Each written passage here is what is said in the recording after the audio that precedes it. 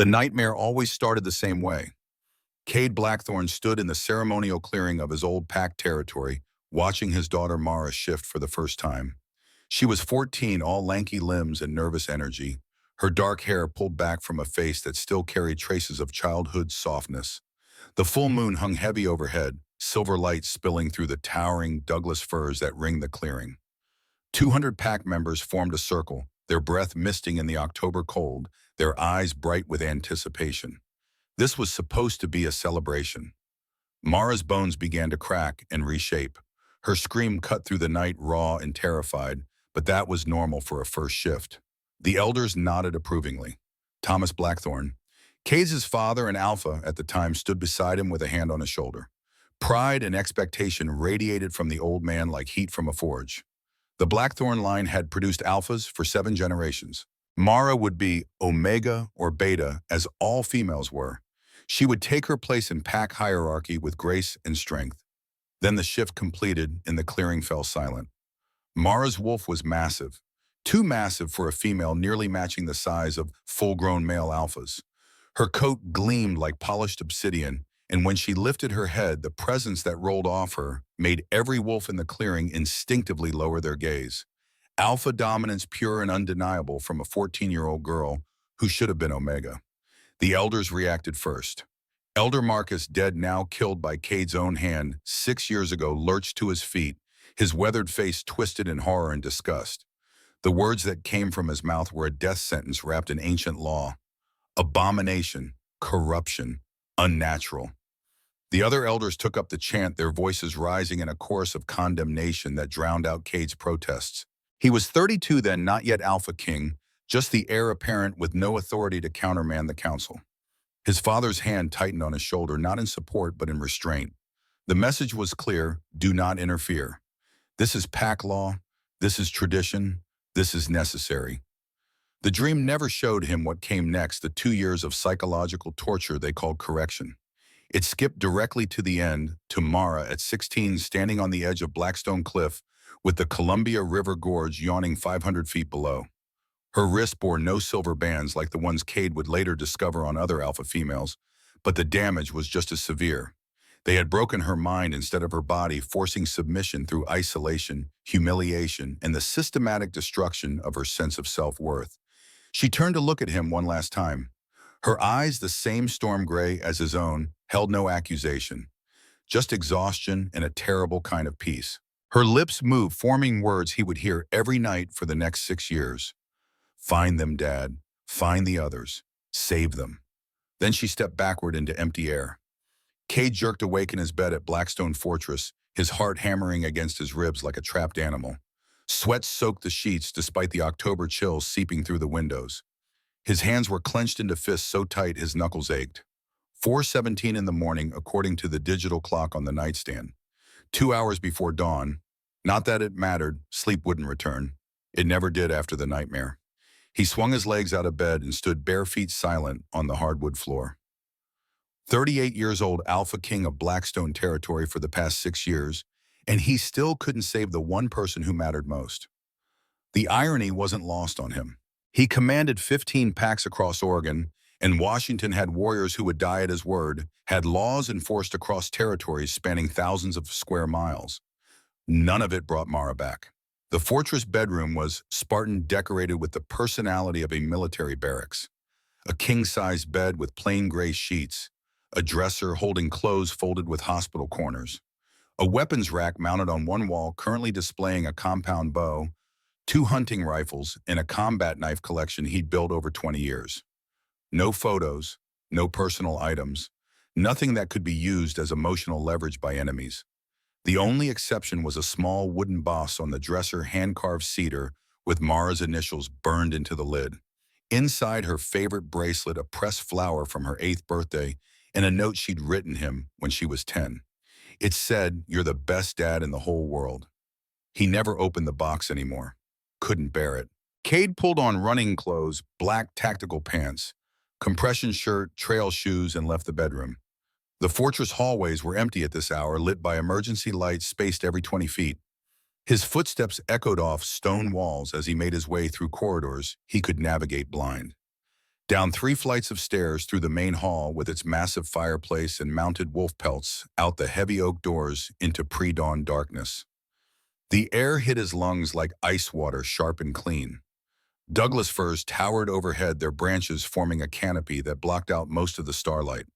Blackstone Fortress sat on a plateau overlooking the Columbia River, surrounded by old-growth forest that stretched for miles in every direction.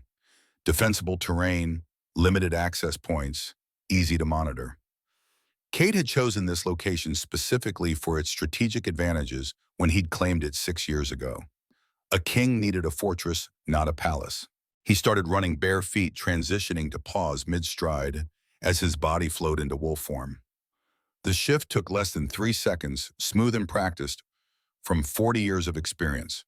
His black alpha wolf was larger than any normal shifter, bred from a bloodline that had held alpha status for generations. Power radiated from him instinctively, marking his territory with every step, ensuring that any wolves within a mile radius knew exactly who ran through these woods.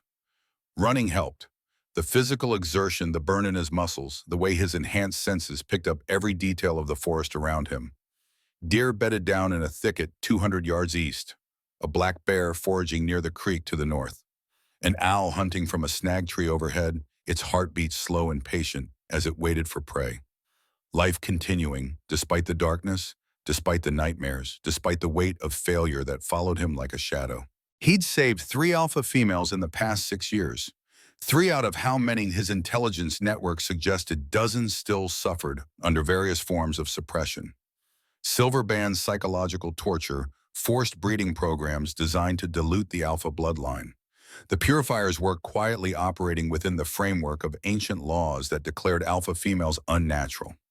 Most packs considered them legend cautionary tales whispered to children about what happened when the moon goddess's gifts became corrupted. Cade knew better. He'd held his daughter's broken body after she jumped. He'd executed 12 elders who claimed they were just following tradition. He'd declared war on an enemy that most shifters didn't even believe existed. 20 miles later, as the sky began to lighten from black to charcoal gray, Cade circled back toward the fortress. His wolf form carried him effortlessly over terrain that would exhaust a human powerful legs, eating up distance while his mind circled the same thoughts it always did. Mara's last words. The 3 he'd saved. The dozens he hadn't reached yet. The intelligence report, waiting in his office, about 2 more alpha females in Silver Pine Pack, both suppressed, one wearing silver bands for 10 years. 10 years. The girl would be 22 now, assuming she'd survived. Most didn't make it past 5 years, with silver burning constantly against their skin. He shifted back to human form as he entered the fortress grounds, his body flowing seamlessly from 4 legs to 2. The eastern sky had turned pearl gray, streaked with bands of pale orange. Dawn brought no comfort, just another day in a war that seemed impossible to win. But impossible wars were the only kind worth fighting. His father had taught him that back before the old man had chosen tradition over his own granddaughter. Thomas Blackthorne had died 2 years after Mara's suicide, killed in a territory dispute that Cade suspected wasn't accidental. The purifiers eliminated threats. An AlphaKing who openly hunted them qualified as a significant threat. The war room occupied the 3rd floor of the fortress, a large space dominated by a conference table carved from a single massive slab of oak. Maps covered the walls showing packed territories across Oregon and Washington, with color-coded pins marking locations of interest. Red pins indicated confirmed purifier activity. Yellow pins marked suspected activity. Black pins showed where alpha females had died. There were too many black pins, each one representing a life that ended because tradition mattered more than truth. Garrett Stone stood at the table when Cade entered, studying a new map spread across the oak surface. 42 years old, built like a linebacker, with the weathered face of someone who'd seen actual combat in human wars before dedicating himself to pack service. He'd served in Vietnam, came home with shrapnel scars and nightmares that rivaled Cade's own. They'd bonded over shared trauma and a mutual understanding that some things were worth dying for. Garrett had been Cade's beta for 5 years, his second in command, and the closest thing he had to a friend. Garrett looked up as Cade approached, his expression unreadable. "Morning, boss. We got new intel overnight," Silverpine confirmed. Cade moved to the table, water still dripping from his hair onto his shoulders. The map showed northern Oregon near the Washington border. Silver Pine Pack territory was marked in blue, a medium-sized pack controlling roughly 200 square miles of forested mountain terrain. Standard layout main pack house satellite residences training grounds. The intelligence report lay beside the map typed on plain white paper with no letterhead. His spies were careful. They had to be. Give me the details. Garrett's finger tapped two locations on the map. Two alpha females confirmed. Lyra Ashwood, 22 years old. Silver bands applied at age 12. 10 years of suppression. Currently working as kitchen staff, servant quarters, minimal contact with main pack. Nova Sterling, 16 years old, silver bands applied at age 12. 4 years of suppression. Also kitchen staff. Cade's jaw tightened. 12 years old. Both of them. The same age Mara had been when they'd started breaking her. His hands pressed flat against the oak table knuckles, white with the force of his grip. 10 years was the longest suppression he'd encountered yet. Most alpha females didn't survive past 5. Silver toxicity destroyed the body slowly but inevitably, burning flesh, constantly compromising immune function, causing organ damage. This Lyra Ashwood must have possessed extraordinary strength to endure a decade. Elder status. Ronan Graves runs the council there. Our sources indicate he's high-ranking purifier. Possibly connected to the network that went after Mara. The name meant nothing to Cade, but that didn't matter. They were all guilty as far as he was concerned. Every elder who had stood by while children were tortured, every alpha who had allowed it to continue, every pack member who had watched and done nothing.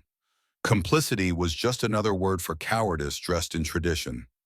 The door opened and Marcus Webb entered, carrying 3 cups of coffee on a tray. 45 years old, lean and wiry, with the sharp eyes of an intelligence specialist who missed nothing.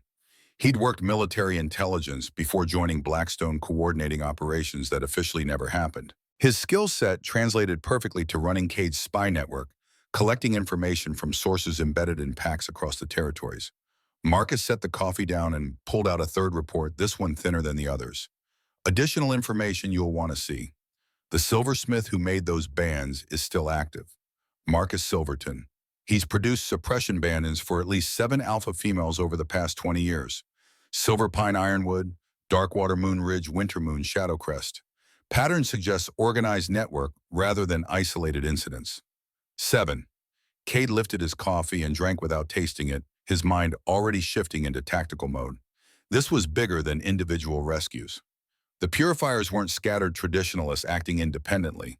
They were coordinated, systematic, operating under some kind of central authority that spanned multiple territories, which meant dismantling them required more than picking off individual elders. It required exposing and destroying the entire network. We have an inspection scheduled at Silver Pine next week. Official visit checking compliance with territorial regulations. It'll give us legal access to the pack house and grounds. Garrett nodded. Extraction team standing by. Medical unit prepped. We pull them both out same time. Cade studied the map, calculating distances and timing. Silver Pine was a 3-hour drive from Blackstone, longer if they took back roads to avoid attention. Extracting 1 alpha female could be explained as emergency medical intervention. Extracting 2 simultaneously would look like exactly what it was, a targeted operation against pack leadership. But leaving either of them behind wasn't an option. 10 years was long enough. 4 years was long enough. Every additional day they suffered while he planned and calculated was another day too many. Both of them. Whatever it takes. Cole Reeves entered, last 35 years old, muscled like a heavyweight boxer, with scarred knuckles that testified to years of hand-to-hand combat. He'd been a weapons specialist in the Marines, served 2 tours in places the government still wouldn't acknowledge. His expertise in explosives and tactical entry made him invaluable for operations that required force over finesse. He carried a equipment duffel that hit the floor with a heavy thunk, brought the hardware. Silver cutting tools, medical restraints, emergency sedatives if either of them panic shifts. Portable IV setup for field stabilization. Your standard extraction package, plus extra supplies for severe burns. Cade looked at his 3 men, his inner circle, the warriors who'd stood beside him through 6 years of hunting an enemy that most shifters didn't believe existed. They'd buried 3 of their own in that time, good men killed by purifiers who didn't appreciate interference with their sacred traditions. Each death had carved another piece out of Cade's soul, Another reminder that this war had a cost measured in lives, not just justice. Inspection happens next Thursday.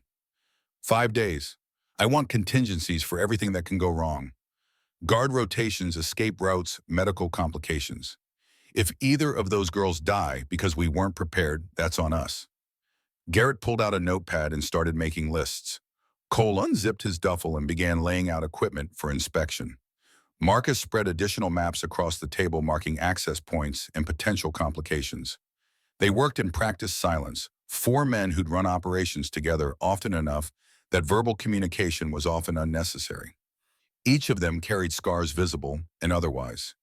Each of them had reasons for being here that went deeper than duty or loyalty. Garrett had lost a cousin to purifier violence 12 years ago, back before anyone called it that. She'd been declared defective and quietly executed her death, officially recorded as a training accident. Garrett had suspected otherwise but lacked proof. When Cade had offered him a position hunting the people responsible, he'd accepted before the offer was fully made. Marcus's sister had been alpha female suppressed through psychological torture in the 80s. She'd survived physically, but remained broken mentally, spending the last 15 years in a care facility, unable to function independently. Marcus visited her every month, watching her stare at walls and flinch at shadows, and then returned to his intelligence work with renewed dedication. Cole had no personal stake beyond believing that torturing children was wrong, regardless of tradition or ancient law. Sometimes that was enough. Sometimes the simple moral clarity of protecting the innocent was all the motivation a warrior needed. Cade let them work, his attention returning to the map and the 2 pins marking where Lyra Ashwood and Nova Sterling suffered in silence. 5 days felt like an eternity when measured against 10 years. But rushing in without preparation got people killed. These operations required precision, timing, coordination. One mistake could trigger pack-wide alarm, putting both girls at risk. Silver Pine's Alpha would defend his territory aggressively, even against a king's authority. Pack's sovereignty was sacred law enforced by tradition older than the purifiers themselves. The inspection gave them legal cover. Cade could enter Silver Pine under official pretenses, observe operations, note violations. If he happened to discover systematic abuse during his inspection, emergency intervention fell within his authority as AlphaKing. The law was clear on that point, though few alphas appreciated having it invoked against them. But Cade had learned over 6 years that playing by the rules kept his enemies off balance. They expected violence, expected him to storm in like an avenging angel and start killing anyone who'd hurt alpha females. Instead, he used legal authority, documented violations, built cases that couldn't be disputed, even by traditionalists who hated everything he represented. Mara would have appreciated the irony. She'd planned to study law before they broke her, talked about using the system to change the system. Cade honored her memory by doing exactly that, twisting ancient laws and traditions to protect the very people those laws were designed to eliminate. It wasn't the vengeance his wolf craved, but it was effective. And effectiveness mattered more than satisfaction. The morning passed in tactical planning. Garrett coordinated with the medical team, ensuring they had supplies for treating severe silver burns and potential infection. Cole checked weapon inventories and communication equipment. Marcus refined intelligence reports, pulling in updates from sources embedded in Silver Pine and neighboring territories. By noon, they had 3 different extraction plans mapped out, each with contingencies for varying levels of resistance. Cade reviewed each plan personally, looking for flaws, pressure testing assumptions, asking questions his men couldn't answer. What if the girls were too damaged to walk? What if Silver Pine's Alpha called for backup from allied packs? What if the purifiers had advance warning and set a trap? Each scenario required different responses, different resource allocation, different risk assessment. The weight of command meant carrying responsibility for every outcome, good or bad. Mara's death had taught him that lesson permanently. He'd failed to protect her because he wasn't strong enough, wasn't king yet, wasn't willing to break laws and traditions to save her life. That failure had nearly destroyed him. It definitely killed any remaining respect he had for rules that protected tradition over innocence. Afternoon brought additional reports from Marcus's network. Ronan Graves had been observed meeting with known purifier associates from 3 other packs over the past month. The pattern suggested coordination, possibly planning some kind of response to Cade's recent rescue operations. The purifiers knew he was hunting them. They were adapting, becoming more careful, potentially more dangerous. which meant the window for extracting Lyra and Nova might be closing faster than expected. By evening, Cade stood alone in the war room studying maps while the sun set behind the Cascade Mountains. Orange light slanted through western windows, painting the room in shades of amber and shadow. Somewhere out there, 3 hours north, two girls endured torment that should never have been inflicted. Lyra Ashwood had suffered for 10 years, her childhood stolen by people who claimed to follow the moon goddess's laws. Nova Sterling had endured 4 years of the same barely 16 years old, the same age Mara had been when she decided death was preferable to continued existence. The comparison aided him constantly. Every alpha female he saved was a small victory against the enemy that had taken his daughter. But small victories didn't bring her back, didn't erase the memory of her broken body at the base of Blackstone Cliff, didn't silence her voice in his nightmares, asking him to find them, save them, prevent others from suffering as she had. So he would, whatever it took, whoever stood in his way. Thursday couldn't come fast enough. Lyra Ashwood woke to the smell of her own flesh burning. The sensation was so familiar after 10 years that she barely registered it as pain anymore, just a constant background presence like the sound of her own heartbeat. The silver bands around her wrists never stopped their work, pure metal locked tight against skin, with no gap for healing or relief. 3 inches wide, intricately engraved with symbols she'd never bothered to learn, fitted with locks that required a key she would never possess. They'd been part of her since age 12, burning constantly, suppressing the alpha wolf that made her an abomination worth correcting. 5:30 in the morning. Darkness still pressed against the single window of her servants' quarters, a tiny room barely large enough for the narrow cot and small dresser that comprised her entire living space. Cold seeped through thin walls. October temperatures in the Oregon mountains, hovering just above freezing at night. She had one blanket worn thin from years of use, and it was never quite enough. But complaining achieved nothing except drawing attention, and attention meant questions, and questions meant explaining the bandages wrapped around her wrists to hide the worst of the burns. Better to endure in silence. She swung her legs out of bed, bare feet touching rough wooden floorboards that needed sanding. Her body moved with the mechanical efficiency of someone performing a ritual done thousands of times. Stand. Steady herself against the inevitable wave of dizziness that came from malnourishment and chronic silver toxicity. Wait for her vision to clear. Reach for the cloth bandages she kept on the dresser, already cut to size, ready for their daily application. Unwrapping the old bandages required care. The fabric stuck to burns that never fully healed, pulling at scabs and fresh tissue when she peeled it away. This morning wasn't as bad as some. No fresh bleeding, just the usual mess of blackened flesh and yellow discharge her body produced in its futile attempts to fight infection. The silver bands gleamed dully in pre-dawn darkness, metal that looked almost beautiful if you ignored what it did to the flesh beneath. Her fingers had gone mostly numb, years ago nerve damage, destroying sensation below her wrists. She could grip things if she concentrated, but fine motor control was long gone. Holding a knife to chop vegetables required conscious effort to maintain pressure. Carrying trays meant watching them constantly to ensure she didn't drop them without realizing. Other servants had learned to give her simple tasks that didn't require much coordination. Nobody said anything directly, but the accommodation was there, a small mercy in a life defined by cruelty. She wrapped fresh bandages around each wrist, covering the bands and the devastation they caused. The white cloth turned gray almost immediately from the discharge, but it was better than leaving everything exposed. Pack members who saw the bands reacted with disgust or pity or carefully neutral expressions that somehow felt worse than open revulsion. The bandages let her maintain the fiction that she was simply a sickly beta with a chronic medical condition. Most pack members seemed willing to accept that lie, that as long as she stayed quiet and unobtrusive. The small mirror above her dresser reflected someone who looked older than the 22. Lyra studied her own face with detached assessment, cataloging the damage a decade of torture had wrought. Pale skin pulled tight over prominent cheekbones. Dark circles under eyes that had once been bright amber, but now seemed faded and dull. Hair that should have been thick and healthy hung limp in lifeless brown strands, with split ends she couldn't fix because maintaining it required energy she didn't have. She weighed 95 pounds at 5'6" skeletal from malnutrition her body couldn't overcome while fighting constant silver poisoning. She pulled on her work clothes, plain gray dress, worn by all servant-class females, thick enough to provide some warmth but not enough to be comfortable. Soft leather shoes that accommodated her poor balance. A heavy shawl she'd been given last winter when another servant died of pneumonia. Everything about her appearance screamed broken, and that was exactly the point. Broken things weren't threatening. Broken things could be ignored.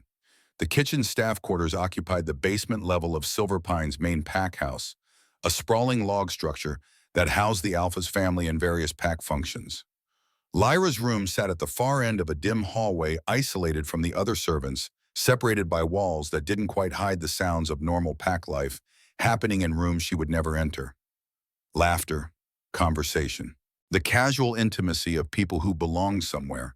She'd stopped belonging anywhere 10 years ago. The kitchen was already bustling when she arrived, heat from the massive wood-burning stove cutting through the morning chill. Brenda Morrison ran the kitchen with military efficiency, a broad-shouldered woman in her 50s who'd been cooking for Silver Pine Pack since before Lyra was born. She glanced up as Lyra entered, her expression carefully neutral. Breakfast prep, potatoes need peeling. Take your time. Translation, do work that won't be ruined if you drop things or move slowly. Lyra nodded and moved to the sink where a large basket of potatoes waited alongside a paring knife. She picked up the knife, carefully adjusting her grip twice before her numb fingers found purchase. The blade bit into the first potato's skin, and she began the monotonous work of peeling, focusing all her concentration on maintaining pressure and angle. Other servants moved around her with practiced choreography, avoiding her space, while acknowledging her presence with slight nods. Most of them were decent enough, treating her with the distant kindness usually reserved for stray animals. They didn't know her story beyond the official version: sickly beta, weak constitution, family disgrace. The truth was buried in elder archives, sealed by pack law, discussed only in whispers by those old enough to remember her first shift. Lyra preferred it that way. Anonymity provided protection. As long as she remained invisible, unremarkable, just another damaged servant doing menial work, she could continue existing in this gray half-life. Better than the alternatives. Better than being discovered as what she really was, an alpha female who should have been executed instead of merely suppressed. The bands were mercy, Elder Ronan had told her 12-year-old self while they locked burning metal around her wrists. Be grateful we're letting you live. She'd been grateful then, terrified and desperate, and willing to accept any narrative that made the pain stop. 10 years of perspective made gratitude feel like another form of torture, but the fear remained. Fear of being discovered. Fear of the bands never coming off. Fear of dying without ever having lived beyond these walls. This kitchen, this constant burning that defined every moment of existence. The potato slipped from her numb fingers and hit the floor. Lyra bent to retrieve it, her vision swimming from the sudden movement. Someone made a small sound, concern or annoyance impossible to tell. She picked up the potato, rinsed it, continued peeling. Her hands shook slightly, and not from cold. The doctor had warned her last month that her body was breaking down faster now, systemic damage from a decade of silver toxicity reaching critical mass. Maybe 3 years left, maybe less. The arthritis in her joints had spread to her hips and spine, making movement painful even when the bands weren't actively jarring against bone. 3 years, she'd be 25. Older than many alpha females who'd been corrected. The morbid mathematics of survival meant she'd outlasted most of her peers through sheer stubborn refusal to grant her tormentors the satisfaction of her death. They'd tried to break her. They'd tried to crush whatever made her wrong, defective, an abomination against natural order. But her wolf still lived, buried so deep beneath layers of silver suppression that she could barely sense it, yet somehow still present. Still clawing occasionally at its cage, reminding her that she was more than this broken body and damaged hands. Morning passed in the mechanical routine of kitchen work. Peel potatoes, chop onions, stir pots, set tables in the main dining hall for packed breakfast. Serve food to wolves who didn't see her, didn't acknowledge her beyond the necessary thank you when she placed plates in front of them. Clean up afterward, wash dishes, wipe down counters, prepare for lunch service. The cycle repeated with minor variations every day, a grinding routine that measured her life in hours of labor rather than moments of significance. Noon brought whispered conversations among the other servants, gossip filtering down from the main house. AlphaKing coming next Thursday. Official inspection. Everything needed to be perfect, ready for royal scrutiny. The news sent ripples of anxiety through the pack. Inspections weren't common, and when they happened, they usually meant someone had reported violations. Silver Pine's Alpha Henrik Graves' elder Ronan's son ran a tight territory by traditionalist standards, but traditional didn't always mean compliant with modern laws established by younger alphas who held progressive ideas about pack management. Lara listened while scrubbing pots, absorbing information without reacting visibly. Alpha King Cade Blackthorn was legend even in isolated packs like Silverpine. 38 years old widower, father of a daughter who died young under circumstances that generated conflicting stories. Some said accident, others whispered suicide. The officially recorded version claimed training mishap, but nobody really believed that. What everyone agreed on was that Blackthorn had become Alpha King 6 years ago through a combination of strength strategy and ruthlessness that made even traditionalist elders think twice before challenging his authority.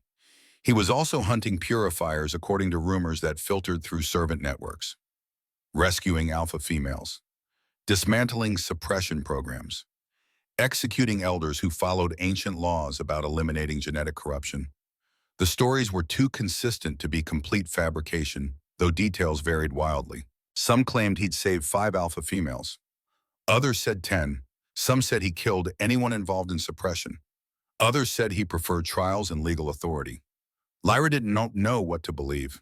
Kings had agendas, even progressive ones, even ones who claimed to protect abominations like her. But the possibility that someone with real authority cared about alpha females being tortured was seductive in a way that frightened her. Hope was dangerous. Hope led to disappointment. Hope made survival harder when it inevitably proved baseless. Better not to hope at all. Afternoon work continued until 5 when she finally returned to her tiny room with aching joints and exhausted muscles. The bandages around her wrists had soaked through again gray cloth now dark with discharge. She unwrapped them mechanically, disposed of the used fabric in a basket kept specifically for that purpose, examined the damage beneath. Worse today. Fresh blisters had formed along the top edge of each band, angry red bubbles filled with fluid her body couldn't reabsorb. They'd rupture, eventually leave new scars layered over old ones. Continue the endless cycle of damage and attempted healing. Her dresser drawer contained the last of her medical supplies. Gauze, antiseptic, self-clean bandages. She'd run out of proper supplies in another week unless she requested more from the pack healer. Requesting meant explaining why she needed so much, meant justifying her continued existence as something worth the expense of basic medical care. Pride kept her from making those requests until absolutely necessary. Night fell early in October darkness, claiming the mountains by 6. Lyra sat on her cot with dinner bread and thin soup brought from the kitchen and ate without tasting. Her mind drifted the way it often did in quiet moments, returning to the memory that divided her life into before and after. She'd been 12 years old, excited and terrified for her first shift. The ceremony had been planned for weeks, her parents proud of their daughter who'd finally reached the age when her wolf would emerge. Callum, her older brother, had shifted at 13, becoming a strong beta who made their father, Thomas Ashwood, beam with approval. Lyra wanted that approval, desperately wanted to see pride instead of the strange sadness that sometimes crossed her mother Helena's face when she looked at her daughter. The clearing had been full that night. 200 pack members gathered under the full moon to witness her transformation. She remembered standing in the ceremonial circle, feeling the weight of their expectations pressing down like physical force. Her mother had squeezed her hand one last time before stepping back. Her father had smiled encouragingly from the crowd. Everything had seemed perfect, exactly as it should be. Then the shift took her, and nothing was perfect again. The pain had been worse than anyone warned her. Bones breaking and reforming, muscles tearing and rebuilding her entire body, transforming in ways that felt like dying and being reborn simultaneously. She'd fallen to her knees, gasping through the agony, feeling her human form give way to something else entirely. When the transformation completed, when she stood on 4 legs for the first time, the silence had been absolute and terrible. Her wolf was massive, too massive for any female. Silver-white fur that gleamed in the moonlight like starlight given form, and the presence radiating from her pure alpha dominance that made every adult wolf in the clearing instinctively lower their heads in submission, including her father, including the elders, including the pack's current alpha. Elder Ronan had stood first, his weathered face twisted in horror. His voice cut through the stunned silence like a blade. This cannot be.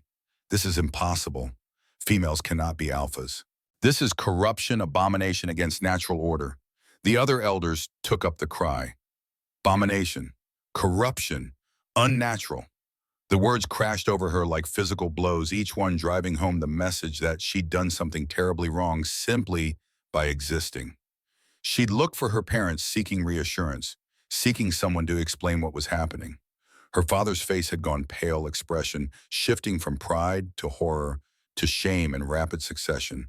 He stared at her wolf form as if she'd become something monstrous. Her mother had covered her mouth with both hands, tears streaming down her face, but not tears of joy, tears of devastation. Later, Lyra would learn why Helena Ashwood had cried. Later, she would discover that her mother had been alpha female, too suppressed through different methods, broken psychologically rather than physically.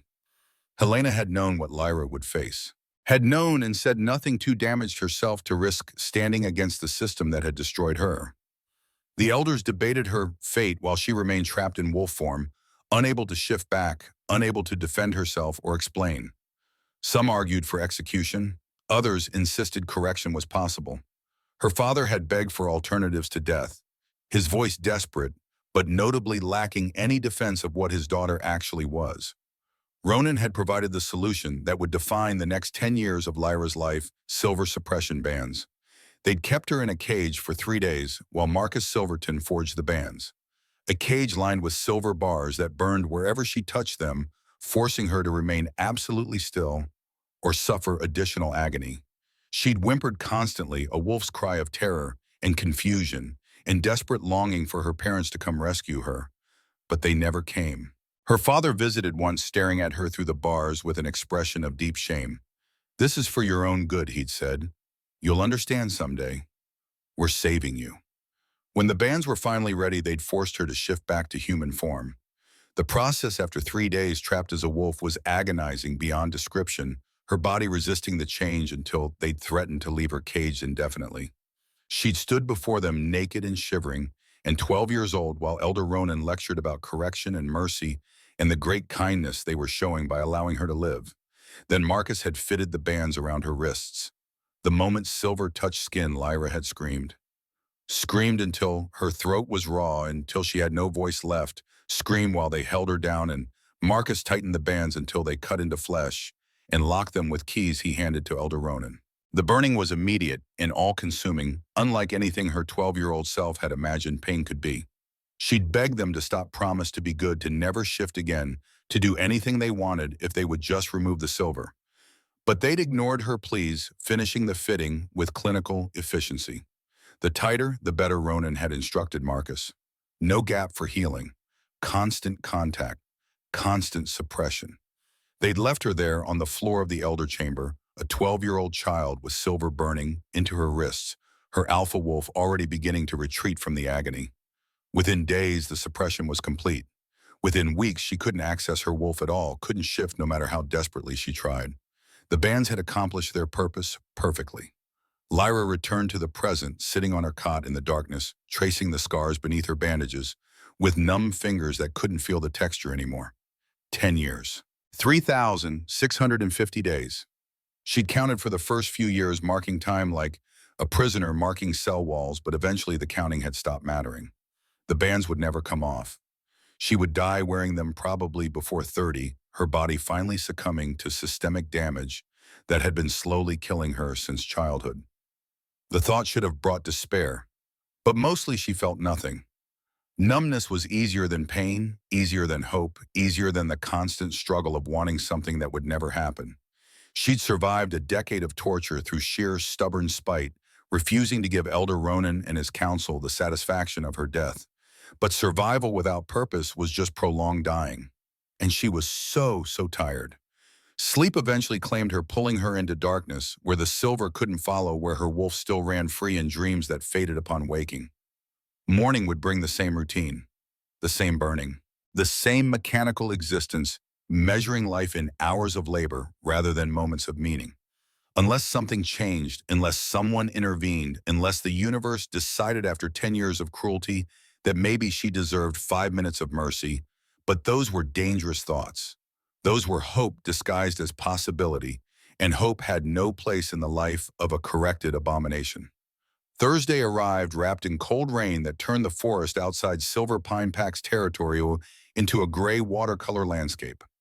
Lyra worked at kitchen duty as always, preparing food for the Alpha King's inspection, visit her hands performing familiar tasks while her mind drifted elsewhere. The pack house buzzed with nervous, energy servants and pack members alike, anxious about royal scrutiny. Alpha Henrik had been snapping at everyone for days, his temperament growing shorter as the inspection approached. Lyra stayed in the kitchen as much as possible, avoiding the main house where preparations were most intense. She had no reason to interact with visiting royalty. Alpha Kings didn't notice broken servants with bandaged wrists who couldn't feel their own fingers. She would continue her work, remain invisible, survive another day in the endless series of days that constituted her existence. Mid-afternoon brought a change in the pack house atmosphere, a sudden tension that rippled through the building like electricity before a storm. Lyra felt it even in the kitchen, the weight of powerful alpha presence, arriving the instinctive submission response that made every wolf present lower their heads fractionally. The Alpha King had arrived. She kept peeling vegetables, focusing on the knife and the potato and the mechanical motion of her hands. Whatever inspection business happened in the main hall had nothing to do with her. She was nobody. Nothing. A broken servant in the basement kitchen who existed only to perform tasks others didn't want. Royal visits didn't change that basic truth. An hour passed. 2. Evening approached, and with it the dinner service that would require multiple trips between kitchen and dining hall carrying heavy trays. Brenda assigned Lyra simple tasks as always: bring bread baskets, refill water pitchers, collect empty plates after the main course. Work that accommodated her limited grip strength and poor coordination. Lyra loaded a tray with used dishes from the first dinner course, balancing the weight carefully while walking from dining hall back toward the kitchen. Her attention focused on not dropping anything, on maintaining steady pressure despite numb fingers that couldn't feel whether they were gripping properly. She didn't see the uneven stone in the hallway floor, didn't notice it until her foot caught the edge and her balance failed. The tray fell. Dishes shattered against stone with crashes that echoed through the corridor. Lyra went down hard on her hands and knees, the impact jarring her wrists so severely that pain cut through the constant background, burning like a knife. She couldn't suppress the gasp that escaped, couldn't prevent the involuntary sound of agony that exposed weakness she'd spent years learning to hide. Strong hands caught her shoulders before she could collapse completely. A male voice spoke above her, deep and concerned, radiating authority that made every instinct scream submission. "Are you injured?" She looked up into storm-gray eyes and realized with sinking horror that the Alpha King himself had witnessed her clumsiness. Worse, far worse, the impact had shifted her bandages, exposing a clear view of the silver band on her left wrist and the burned flesh surrounding it. The cloth hung loose, revealing everything she'd hidden so carefully for a decade. Metal gleaming dully in hallway light. Flesh blackened and scarred, the undeniable evidence of exactly what she was and what had been done to her. His expression changed instantly. Concern shifted to sharp focus, storm-gray eyes narrowing as he processed what he was seeing. His grip on her shoulders tightened fractionally, not painful but preventing her from pulling away. "What is that on your wrist?" "Nothing, my lord." "Old injury. Please, I must clean this mess." She tried to pull away, panic rising as she realized her secret was seconds from complete exposure. But his alpha command voice stopped her movement with the force of physical restraint. "Let me see your wrists, now." Her hands moved without conscious decision, compelled by authority. She couldn't disobey even if she wanted to.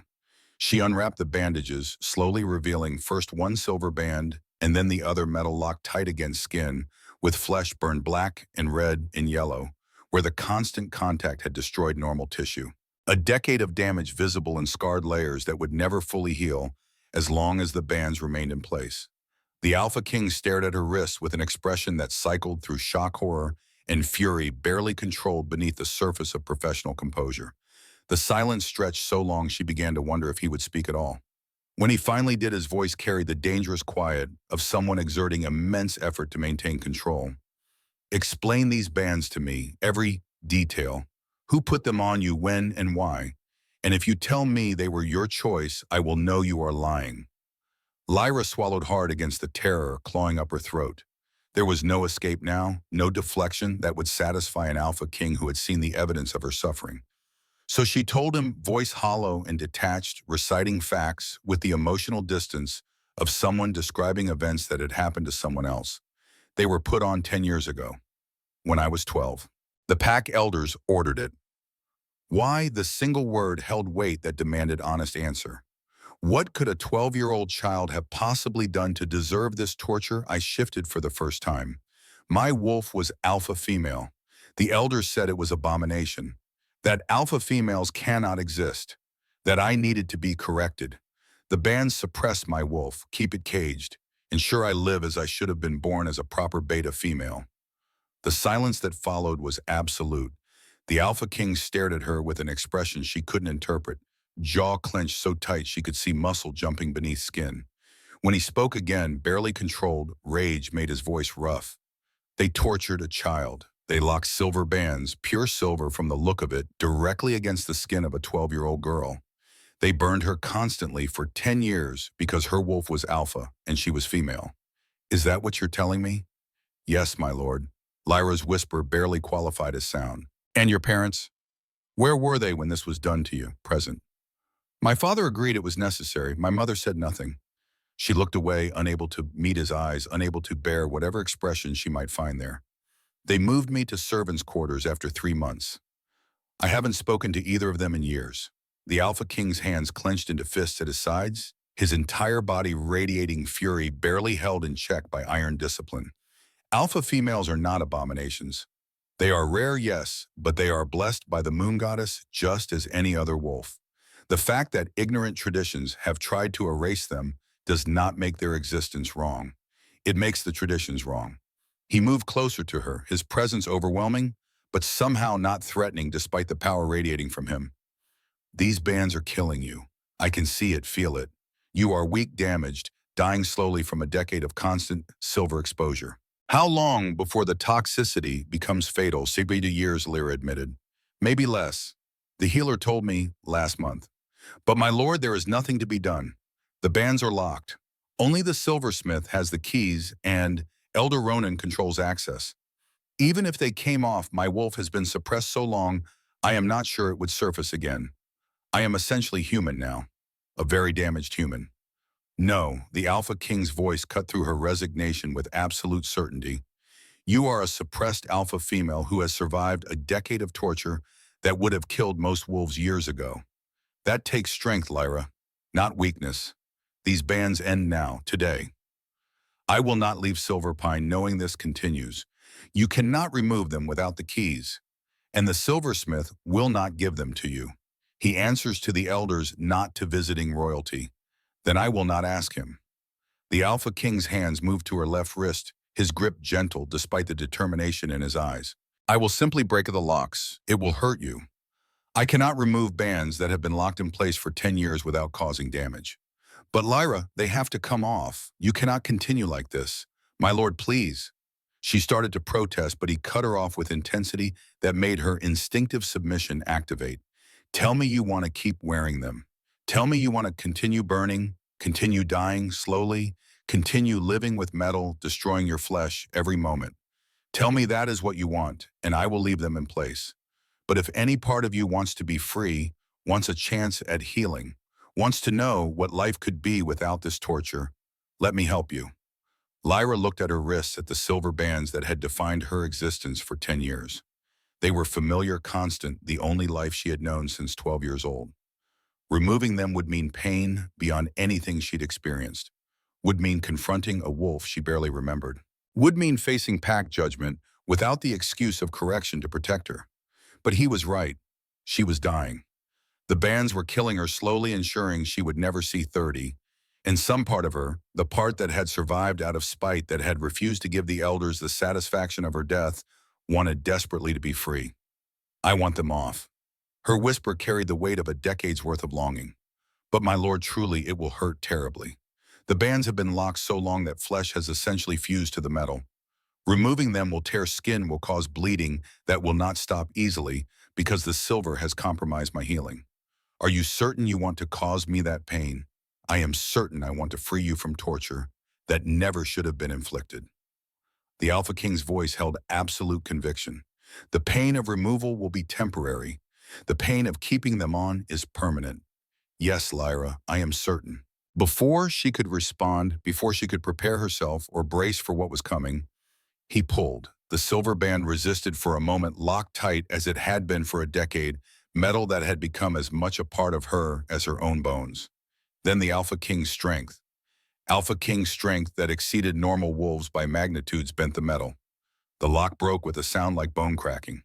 The band came loose and took skin with it. Lyra screamed. Flesh fused to metal over a decade tore away in layers, exposing raw tissue beneath that had not seen air in 10 years. Blood flowed freely, her compromised healing unable to stop it, pain beyond anything she'd experienced crashing through her nervous system like wildfire. Worse than the initial burning when they'd locked the bands on. Worse than infections. Worse than every accumulated moment of agony compressed into a single instant of absolute torture. The Alpha King caught her before she collapsed, supporting her weight while she sobbed against his chest.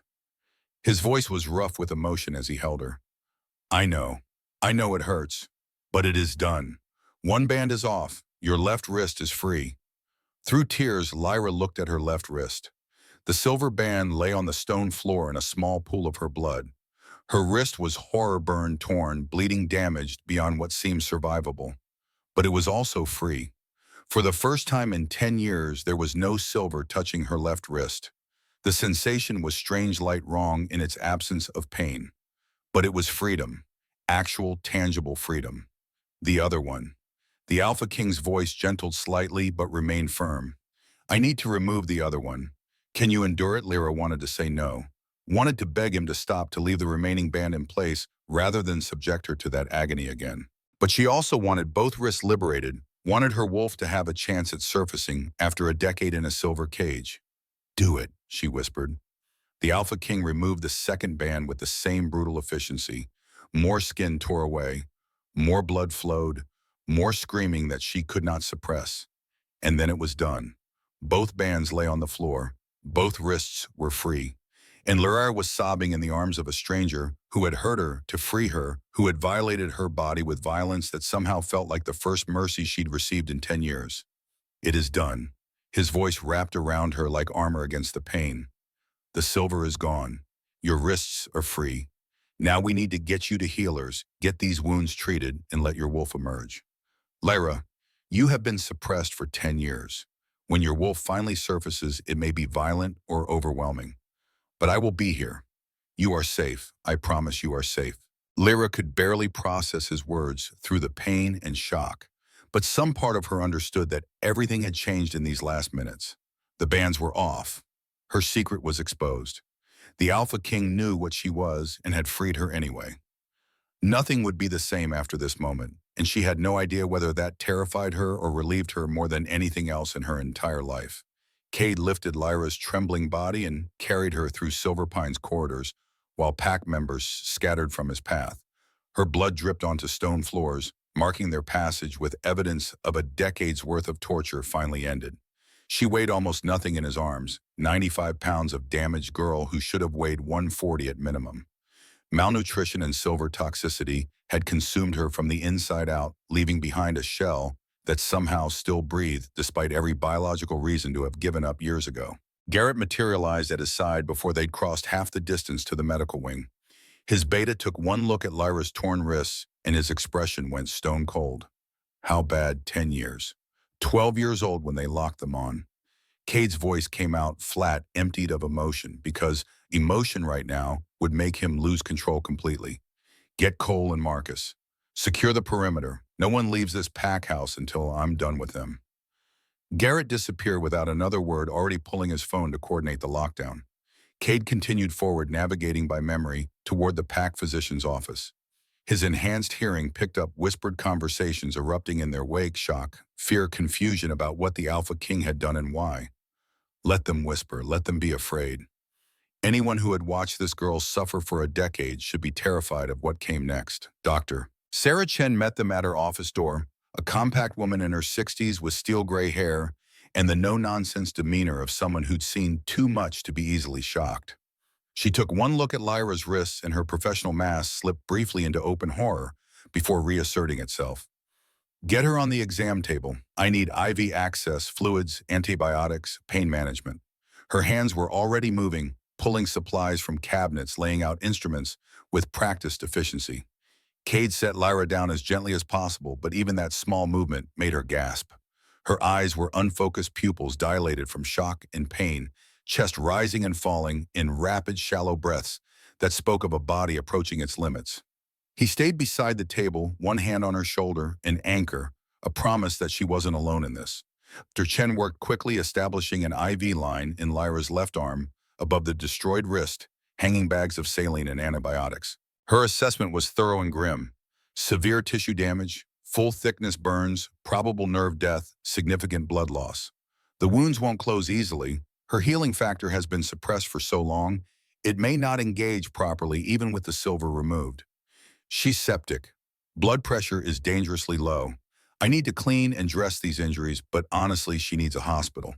She stays here. Cade's tone allowed no argument. Stabilize her. Do whatever's necessary. Cost is irrelevant. The doctor met his eyes briefly, seeming to weigh whether to push back, then nodded. I'll do my best. But AlphaKing, she's been dying slowly for years. Removing the bands doesn't undo systemic damage. Her organs are compromised. Her bones are brittle from calcium loss. She might not survive this even with the silver gone. Then we make sure she does. Cade stepped back to give the doctor room to work, watching as Sarah cleaned torn flesh and applied salves that made Lyra whimper despite obvious attempts to remain silent. The sounds cut through him like physical blows, each small noise of pain, a reminder that he'd caused this immediate suffering, even if it was necessary to prevent worse suffering later. His phone buzzed. Garrett's text was brief. Perimeter secure. Pack Alpha requesting audience. Ronan demanding release. Cade typed back one word. Coming. He looked at Lyra, whose eyes had closed as morphine from the IV finally took effect. Her breathing had steadied slightly, though her skin remained dangerously pale. Dr. Chen was wrapping her wrists in gauze, covering the damage with layers of white cloth that would need changing frequently as the wounds drained. Stay with her. Cade directed his words to the doctor, but meant them more broadly, a command that encompassed every protective instinct he possessed toward this broken girl he'd known for less than an hour. No one touches her. No one comes in this room except you and my men. If her condition changes, you find me immediately. Understood. Dr. Chen's expression softened fractionally. For what it's worth, you did the right thing. Those bands would have killed her within the year. The right thing still felt like brutality when he could hear Lyra's screams echoing in his memory. Cade left the medical office and found Cole standing guard outside, arms crossed, expression dangerous. His weapons specialist jerked his chin toward the main hall. They're waiting. Henrik's losing his mind. Ronan keeps yelling about illegal seizure and violation of pack sovereignty. Good, let them yell. Cade strode toward the confrontation with cold purpose, settling over him like armor. This was the part he understood, the tactical execution of justice through application of authority. Feelings could wait. Right now, he needed to be the AlphaKing who struck fear into wolves who thought tradition protected them from consequences. The main hall of Silver Pine's pack house was packed with wolves when Cade entered. Alpha Henrik Graves stood at the center, a tall man in his early 40s with the nervous energy of someone who knew he was in serious trouble. Elder Ronan stood beside him, 70-something years old, back straight, despite his age, face set in righteous fury. The rest of the pack filled the space, Betas Omegas, warrior servants, all of them silent and tense. Garrett and Marcus flanked the main doors, cutting off exit routes. Cole took position at Cade's right shoulder. The message was clear, no one left until the AlphaKing was satisfied. Cade walked to the center of the hall without preamble, his presence radiating authority that made every wolf present instinctively submit. Alpha Henrik, I am assuming direct control of this pack, pending investigation into systematic abuse of minors, under your authority. You are stripped of your position, effective immediately. Henrik's face went white. You cannot do that. I am sovereign Alpha of Silver Pine territory. You have no right. I have every right. Cade's voice cut through the protest like a blade. I am AlphaKing. My authority supersedes yours when pack law is violated. And you, Alpha Henrik, have violated the most basic law that exists: protection of children. He turned to address the assembled pack, making sure every word carried to the back of the hall. I have just removed silver suppression bands from a 22-year-old female who has worn them since age 12. 10 years of constant torture. 10 years of silver burning her flesh every moment of every day. 10 years of systematic abuse that every adult in this room knew about and did nothing to stop. Murmurs rippled through the crowd. Some wolves looked shocked, genuinely surprised, or simply good actors. Cade couldn't tell which. Others looked guilty, defensive, uncomfortable. A few looked defiant, as if they still believed what had been done to Lyra was justified. Elder Ronan stepped forward, his voice carrying the weight of someone accustomed to authority. AlphaKing, you overstep. What was done to Lyra Ashwood was not abuse. It was correction mandated by ancient law. Alpha females are abominations, genetic corruption that threatens pack stability and hierarchy. We followed proper procedure. Cade moved so fast that Ronan didn't have time to react. One moment the elder was pontificating. The next, Cade had him by the throat, lifted off the ground, alpha strength, making the old man's weight irrelevant. Proper procedure. His voice dropped to a deadly whisper that somehow carried to every corner of the hall. You tortured a 12-year-old child. You locked it burning metal around her wrists and left it there for 10 years. You condemned her to slow death because her wolf was something you feared. And you dare call that procedure? He dropped Ronan, letting the elder collapse to the floor, gasping. The old man's survival instincts finally kicked in. His eyes went wide with genuine fear as he scrambled backward. Cade followed, standing over him with the full weight of his alpha dominance pressing down. Alpha females are not abominations. They are blessed by the moon goddess, just as every other wolf. The laws declaring them unnatural are based on fear and misogyny, not divine mandate. And I am abolishing those laws, effective immediately across every territory under my authority. The declaration sent shockwaves through the assembled pack. Centuries of tradition being overturned by royal decree, everything they'd believed about natural order being challenged by someone with the power to enforce his will. Some wolves looked relieved, perhaps secretly questioning the treatment of alpha females all along. Others looked outraged, seeing this as an attack on their entire worldview. Ronan found his voice again, though it came out strangled. You cannot change laws that have existed for generations. The Council of Elders across all territories will do what I tell them, or face the same fate you're about to face. Cade's tone suggested he had welcomed the opportunity. You are stripped of your position. Your assets are seized. You will be exiled from Silver Pine territory and forbidden from entering any packlands under my authority. Consider yourself fortunate I'm not executing you for what you did to that child. This is illegal. Ronan's voice rose to a shout. I followed pack law. I upheld tradition. You tortured a child. Cade repeated the words slowly, making sure they landed with full weight. That is all I need to know. Guards. Two of Cade's warriors moved forward, seizing Ronan by the arms. The old man struggled, still shouting about injustice and violations of sovereign pack rights. Cade ignored him, turning his attention to Alpha Henrik. You allowed this to continue under your watch. Your father may have ordered it, but you maintained it. That makes you complicit. Henrik's mouth opened and closed, searching for defense that didn't exist. The elders. It was already in place when I became alpha. I thought. His voice trailed off as he realized how weak his excuses sounded. You thought it was easier to ignore a girl being tortured than to challenge your father's legacy. Cade's contempt was absolute. You're not fit to lead. Silverpine will be under my direct administration until I appoint a new alpha. Someone who understands that strength means protecting the vulnerable, not crushing them. He addressed the pack again, making eye contact with as many individuals as possible. New laws are now in effect across all my territories. Alpha females are protected with the same rights as any other wolf. Anyone suppressing, torturing, or executing an alpha female will face capital punishment. Anyone reporting such abuse will be rewarded and protected. This ends today. This ends permanently. A young male voice called out from the back of the crowd. What about Lyra? Will she stay here? Lyra is under my personal protection. She will recover at Blackstone Fortress and decide her own future when she's healed. Cade paused, then added something he knew would resonate with traditionalists. She is alpha female. She deserves respect, not suppression.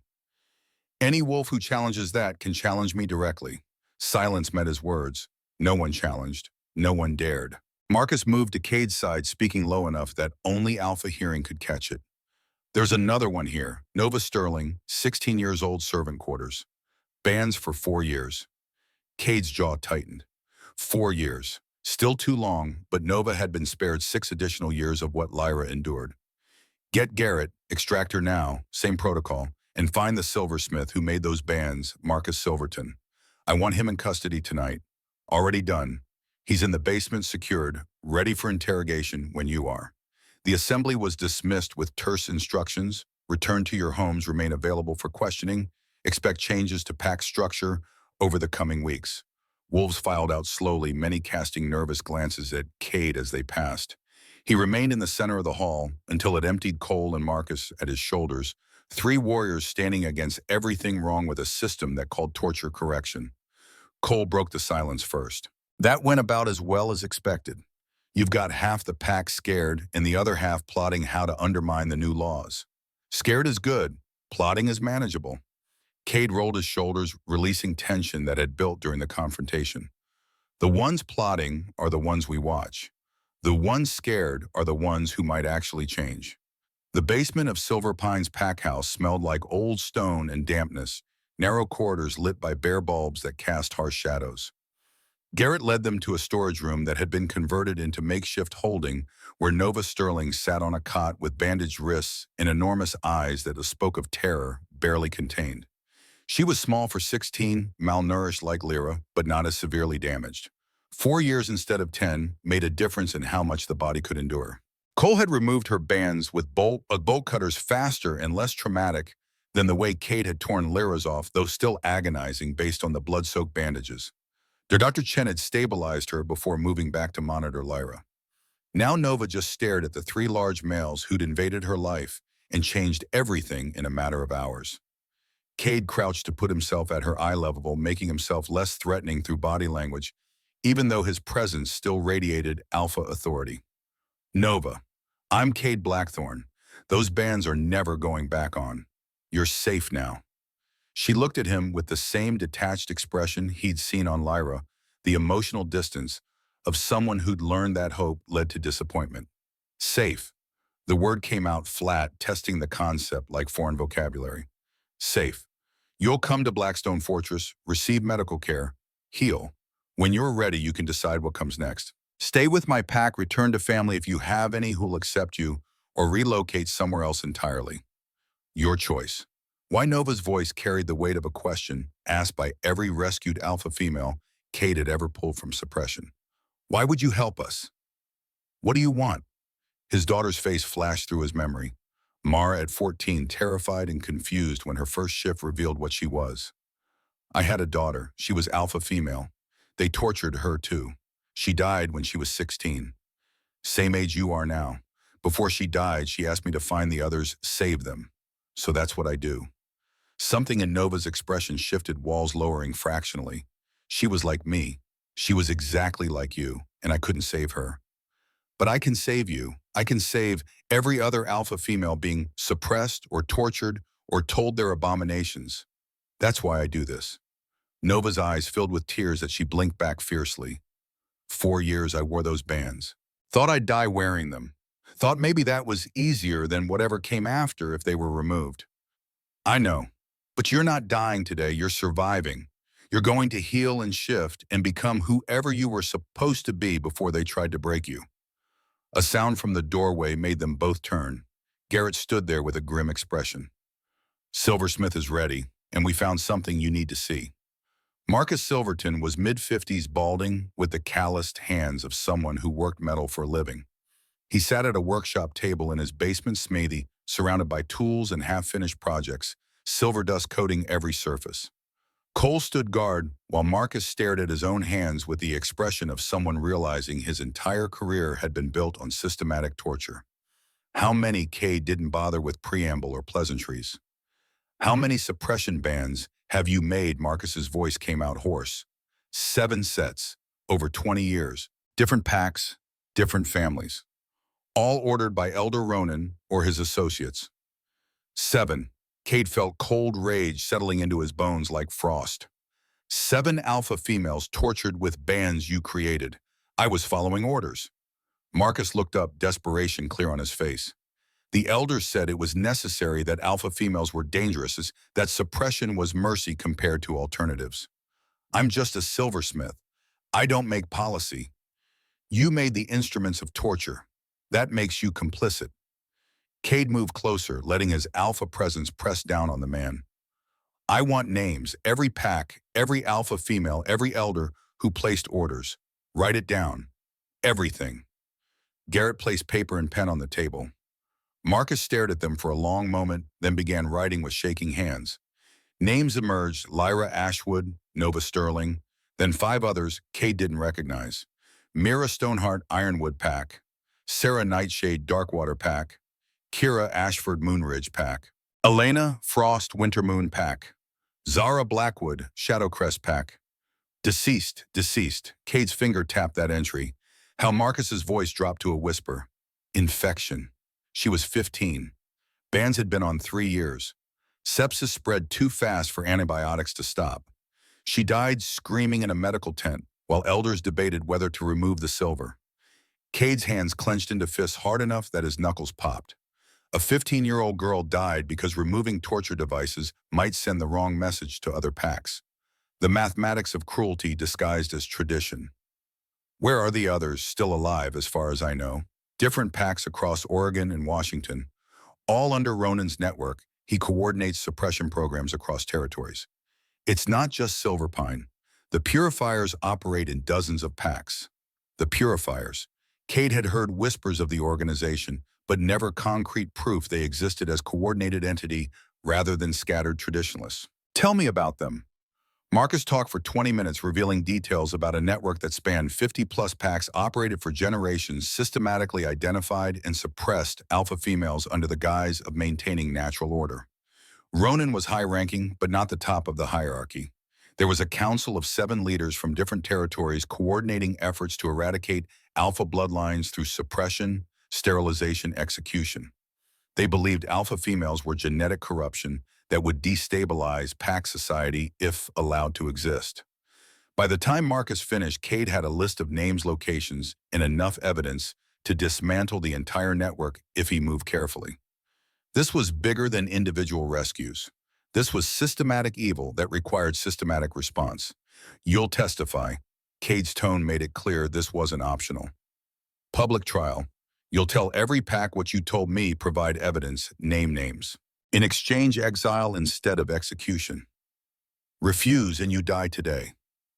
Marcus nodded without hesitation. I'll testify. I didn't understand what I was doing. I thought I was helping prevent something worse.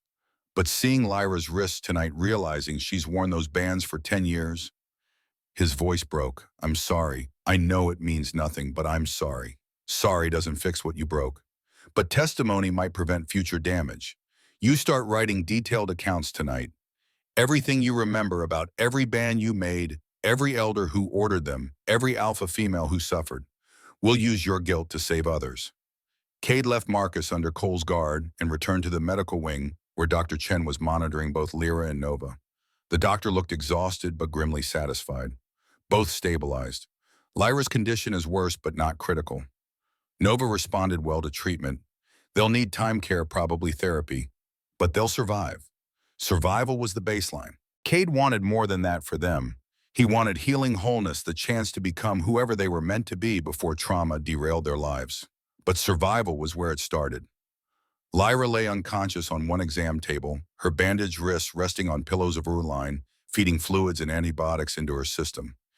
Even sedated, her face carried tension muscles tight with pain that morphine couldn't fully erase. She looked impossibly young and impossibly old, simultaneously 22 years that felt like 50 from accumulated suffering.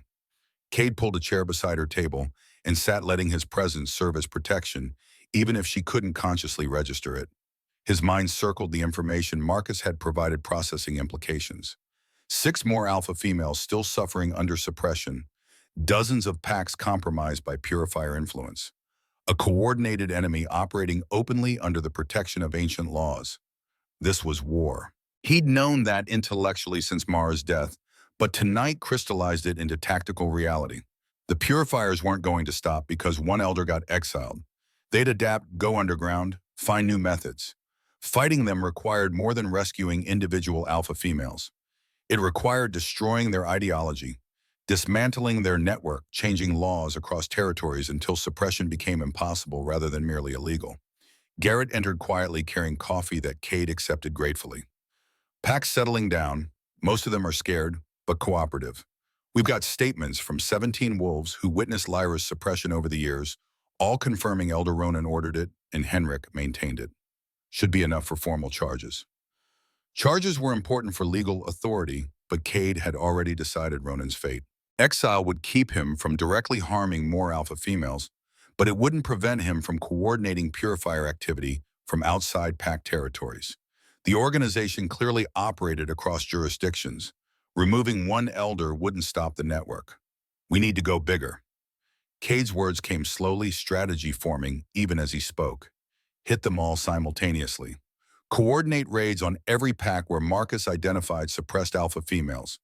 Extract them all within a 24-hour window before the purifiers can adapt or eliminate evidence. Garrett's eyebrows rose. That's 6 simultaneous operations across 2 states. We're talking major resource commitment, legal complications with sovereign packs, potential combat if alphas resist, I know. But if we do this piecemeal, we give them time to hide the others, destroy records, eliminate witnesses. We hit everywhere at once, overwhelm their response capability, rescue everyone before they can react. It was ambitious to the point of reckless, but Cade had learned that overwhelming force applied precisely could accomplish what careful diplomacy never would. The purifiers respected strength. Time to show them exactly how strong he was. Movement from the exam table drew his attention. Lyra's eyes had opened unfocused and confused from sedation. She looked around the medical office like someone waking from a nightmare into reality that might be worse. Her gaze found Cade and held storm gray, meeting amber gold across 3 feet of space. The bands, her voice was barely audible. Are they really gone? They're really gone. Look. Cade gestured to the silver bands lying on a tray nearby, stained with her bloodlocks broken beyond repair. You're free. Tears tracked down her face, silent and steady. Free. She repeated the word like a prayer or a curse. Cade couldn't tell which. After 10 years, freedom probably felt as terrifying as it did relieving. Something stirred deep in Cade's chest, not the mate bond, not yet, but recognition of strength that resonated with his own. This girl had survived a decade of torture through sheer, stubborn refusal to break. That took a kind of courage most warriors never possessed. She wasn't victim, waiting for rescue. She was survivor, who'd outlasted systematic attempts to destroy her. Rest, Cade's voice gentled. You're safe here. My men are guarding the door. No one touches you. When you're stronger, we'll talk about what comes next. What comes next? Lyra closed her eyes again, exhaustion pulling her back towards unconsciousness. Can't go back to how it was. Can't pretend to be broken beta anymore. You don't have to be anything anymore except yourself, whatever that looks like. Don't know who that is. 10 years they told me I was wrong, defective abomination. Hard to believe anything else. Then we'll figure it out together.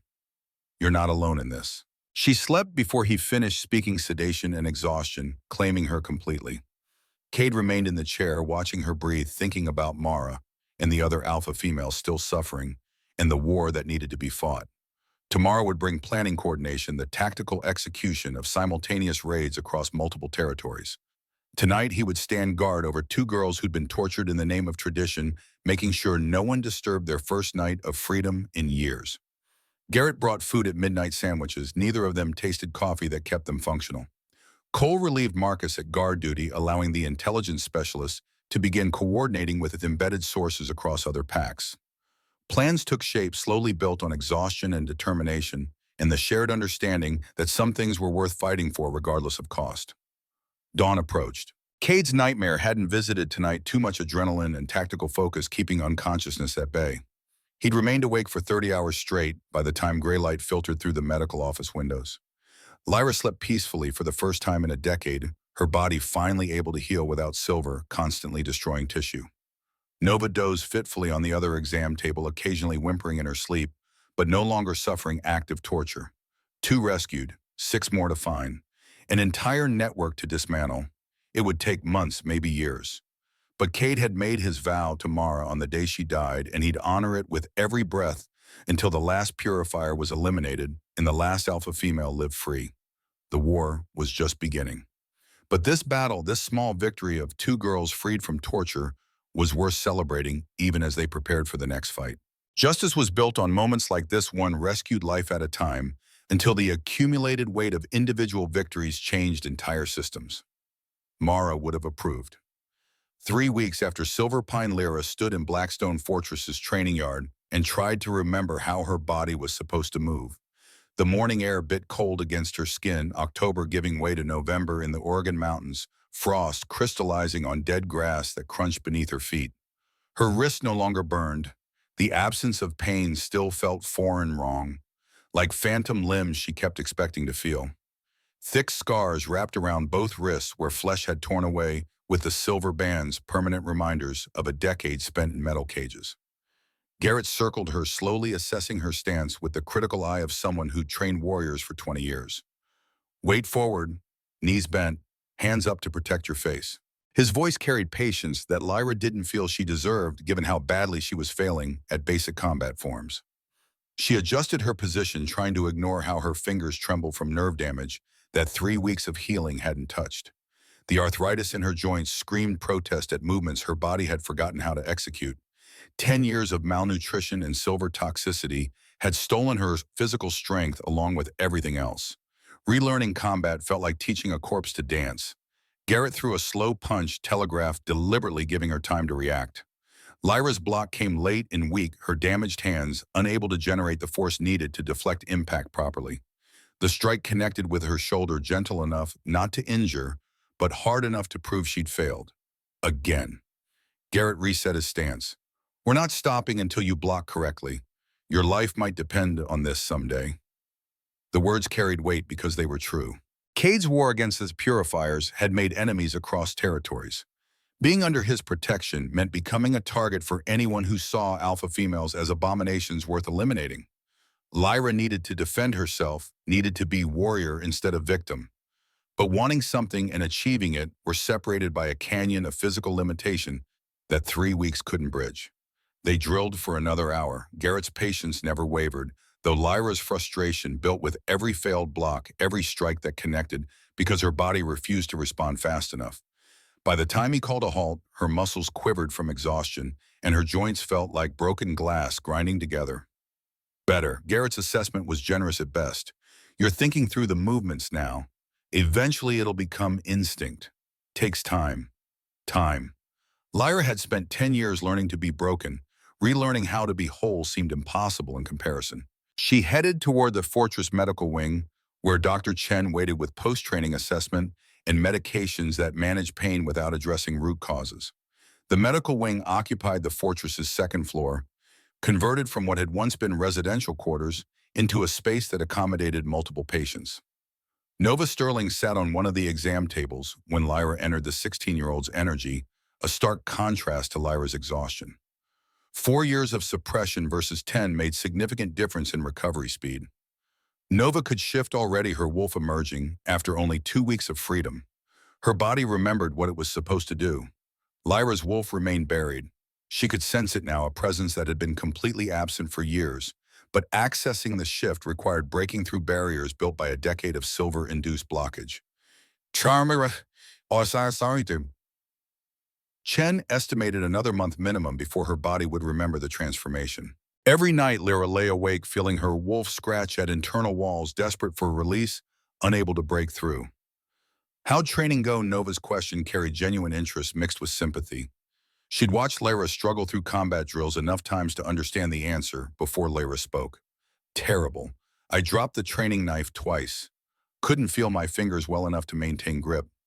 Lyra accepted the medications Dr. Chen offered, anti-inflammatories, pain management supplements to rebuild bone density.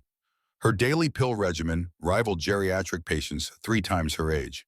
You'll get there. Nova's optimism felt simultaneously encouraging and exhausting. You survived 10 years. You can survive this. Surviving wasn't the same as thriving, but Lyra didn't voice that thought. Nova needed hope more than philosophical debates about the difference between existence and living.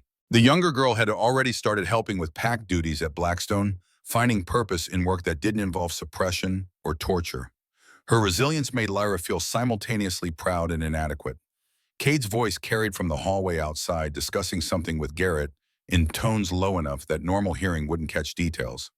But Lyra's alpha senses, slowly returning as her body healed from silver toxicity, picked up fragments. Ironwood Pack, Mira Stoneheart, extraction timeline, operation details that suggested the war against purifiers was escalating beyond Silverpine's borders. The door opened and Cade entered his presence, filling the medical wing with alpha authority that made submission instincts activate despite Lyra's attempts to resist. 3 weeks of living under his protection hadn't diminished the effect his dominance had on her damaged wolf. If anything, proximity made it stronger, her wolf recognizing power and safety in equal measure. "How are you healing?" His question was directed at both of them, but his eyes lingered on Lyra's scarred wrists. The guilt he carried about removing those bands violently still shadowed his expression whenever he saw the damage. She'd heard him wake from nightmares twice in the past week, his room adjacent to hers, walls too thin to hide the sounds of someone reliving trauma. "Better." Nova answered first, her recovery, the success story that balanced Lyra's struggle. "I shifted this morning, held the form for 30 minutes. Dr. Chen says that's excellent progress." "It is." Cade's approval was genuine, his attention shifting to Lyra. "And you still can't shift, still dropping things, still basically useless in any combat scenario." Lyra's frustration bled through despite attempts to maintain neutral tone.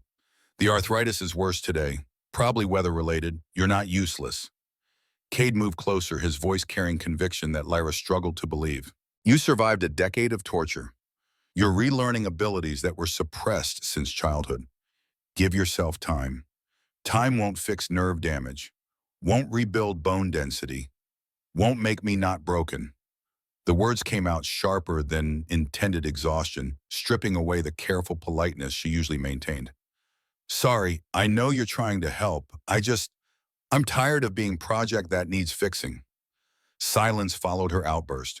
Nova found sudden interest in the floor. Dr. Chen tactfully excused herself to check supplies in the other room. Cade remained still, processing her words with the patience of someone accustomed to wounded people lashing out. "You're not a project." His eventual response was quiet but firm. "You're someone recovering from systematic abuse. It's not linear. Some days will be worse than others. That's expected, not failure. Feels like failure." Lyra looked at her scarred wrists, at hands that barely functioned, at a body that had been so thoroughly damaged that 3 weeks of freedom couldn't undo 10 years of destruction. "You ripped those bands off and I'm supposed to be grateful, but mostly I just feel broken in different ways now. Are you grateful?" Cade's question held no judgment, just curiosity about honesty versus polite fiction. "I don't know." Lyra met his eyes directly. "Part of me is grateful you freed me. Part of me is angry you did it so violently without warning, without giving me time to prepare. Part of me wishes you'd left me alone because at least that suffering was familiar. I know that's messed up, but it's true." The confession hung between them, raw and uncomfortable. Cade's expression didn't change, no shock, no disappointment, just understanding that came from experience with trauma responses. "That's not messed up. That's honest. I'd rather have your anger than false gratitude. You don't owe me anything, Lyra. Especially not gratitude for hurting you, even if it was to free you." Something in her chest loosened at his words. Permission to be angry, to resent the method even while acknowledging necessity, to feel complex emotions about rescue that came wrapped in additional trauma. Most people wanted simple narratives: victim, saved villain, punished everyone, grateful. Cade understood that reality was messier. "I need to tell you something." Cade's tone shifted to business mode. "We're extracting another alpha female next week. Mira Stoneheart from Ironwood Pack. She's been suppressed for 7 years. I want you to come with us." Lyra's immediate reaction was refusal, her damaged body and fragile mental state screaming that she couldn't handle another operation. But underneath fear ran something else, purpose maybe, or the need to help someone else endure what she'd survived. "What would I even do? I can barely defend myself. I can't shift. I'm liability. You can talk to her. Cade's reasoning was simple. You understand what she's going through better than anyone. When we remove those bands when she's screaming and terrified and not sure whether rescue is worse than captivity, you can hold her and tell her it gets better. Because you lived it. The mission launched 5 days later under cover of pre-dawn darkness. Cade's team consisted of 8 warriors plus Garrett Cole and Marcus coordinating from vehicles.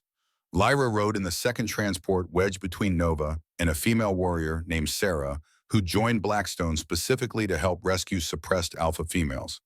Her own sister had died under purifier suppression 15 years ago.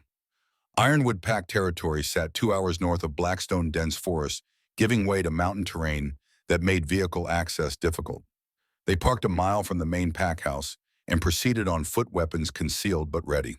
Cade had legal authority to inspect any pack under his jurisdiction, but authority didn't always prevent violence when traditions were challenged. The operation felt surreal to Lyra, sneaking through forest at 4 in the morning, part of a tactical unit executing precision rescue, her broken body barely keeping pace with wolves who moved like shadows. She'd trained for exactly this scenario over the past 5 days, Garrett drilling her on protocols and contingencies, but theory felt different from practice. Every sound seemed amplified. Every shadow could hide enemies. Her heart hammered against ribs that still showed too prominently beneath clothing. Cade signaled halt at the forest edge overlooking Ironwood's main compound. Lights burned in several buildings despite the early hour. Guards patrolled perimeters with the casual efficiency of people who didn't expect trouble. The target building's servant quarters, where Marcus's intelligence placed Mira Stoneheart, sat on the compound's eastern edge, isolated from main structures. Cole moved first with bolt cutters, dealing with chain-link fence that separated pack grounds from forest. The metal parted with quiet snicks that seemed deafening in the pre-dawn silence.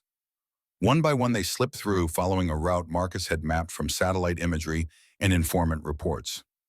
Lyra's alpha senses picked up suppressed presence before they reached the building, the feeling of powerful wolf locked behind silver barriers, barely detectable but present. Her own wolf stirred in recognition, responding to another alpha female in distress. The sensation guided her to a specific window on the building's ground floor. There, she pointed. That room. Cade nodded, trusting her instinct. Cole examined the window, locked but not alarmed, standard security for servants who weren't expected to cause trouble. He produced tools that made short work of the mechanism. The window slid open silently, revealing a dark room barely large enough for the narrow cot visible inside. A figure stirred on the cot as they entered. Lyra saw amber eyes reflecting minimal light, wide with terror and confusion. Mira Stoneheart was small, even by suppressed standards, maybe 5'2", with tangled black hair, in the skeletal frame that spoke of years without adequate nutrition. Bandages wrapped her wrists, hiding silver bands that Lyra knew were burning constantly beneath white cloth. Cade approached slowly, hands visible, voice pitched to carry reassurance. Mira Stoneheart, we're here to help. Those bands are coming off tonight. Mira pressed herself against the wall, fight-or-flight instincts activating, despite the fact that fighting while suppressed was futile and flight was impossible. No, this is test. Elders sent you. You'll punish me for responding. Her voice shook with terror built from years of psychological torture layered on top of physical suppression. Lyra stepped forward, letting Mira see her scarred wrists in the dim light. I wore bands for 10 years, starting when I was 12. They came off 3 weeks ago. I'm alpha female, same as you. We're not here to hurt you. We're here to free you. Something in Mira's expression shifted, not trust exactly, but recognition. Another survivor speaking truth that resonated because she'd lived it. You're really like me. I'm exactly like you. And these people saved me. They'll save you too. But I won't lie, it's going to hurt. A lot. When the bands come off, when your wolf starts emerging, when your body remembers what it's supposed to be. It's going to hurt worse than anything you've experienced. But it's temporary. And then you're free. Mira's attention moved to Cade, assessing whether to believe the promise implicit in rescue. If I say no, if I want to stay, then we leave. Cade's answer was immediate. But those bands are killing you slowly. You have maybe 5 years left, probably less. We're offering a chance at life beyond torture. It's your choice. The decision played out across Mira's face, terror versus hope, familiar suffering versus unknown freedom. Finally, she extended her bandaged wrists, hands shaking. Get them off, please. I can't do this anymore. Cole moved in with bolt cutters, the same tools he'd used on Nova's bands. The cutting was faster than tearing, less tissue damage, but still agonizing based on Mira's screams that they couldn't completely muffle. Lyra held her through it, whispering reassurances that came from experience rather than empty platitudes. I know. I know it hurts, but it's temporary. You're going to be free. The bands came off one after another. 7 years of torture ended in minutes of acute agony. Mira collapsed against Lyra, sobbing, while Dr. Chen, who'd accompanied this operation, immediately began field treatment of the wounds. Bandaging, antibiotics, pain medication strong enough to take the edge off without rendering Mira unconscious. They needed her alert enough to move. Movement outside the room made everyone freeze. Guard patrol closer than expected, voices carrying through walls. Cade signaled for silence, and they waited, hardly breathing, while footsteps approached and then receded. The window of extraction was closing rapidly. Dawn approached. Discovery became more likely with every passing minute. We move now. Cade's command was barely audible. Cole, take point. Garrett, rear guard. Everyone else, tight formation around Mira. If we encounter resistance, avoid lethal force if possible, but get her out regardless of cost. They exited through the window and crossed the compound grounds, with Mira supported between Lyra and Sarah. The younger woman could barely walk, legs weak from years of malnutrition and silver toxicity, her body going into shock from sudden removal of suppression.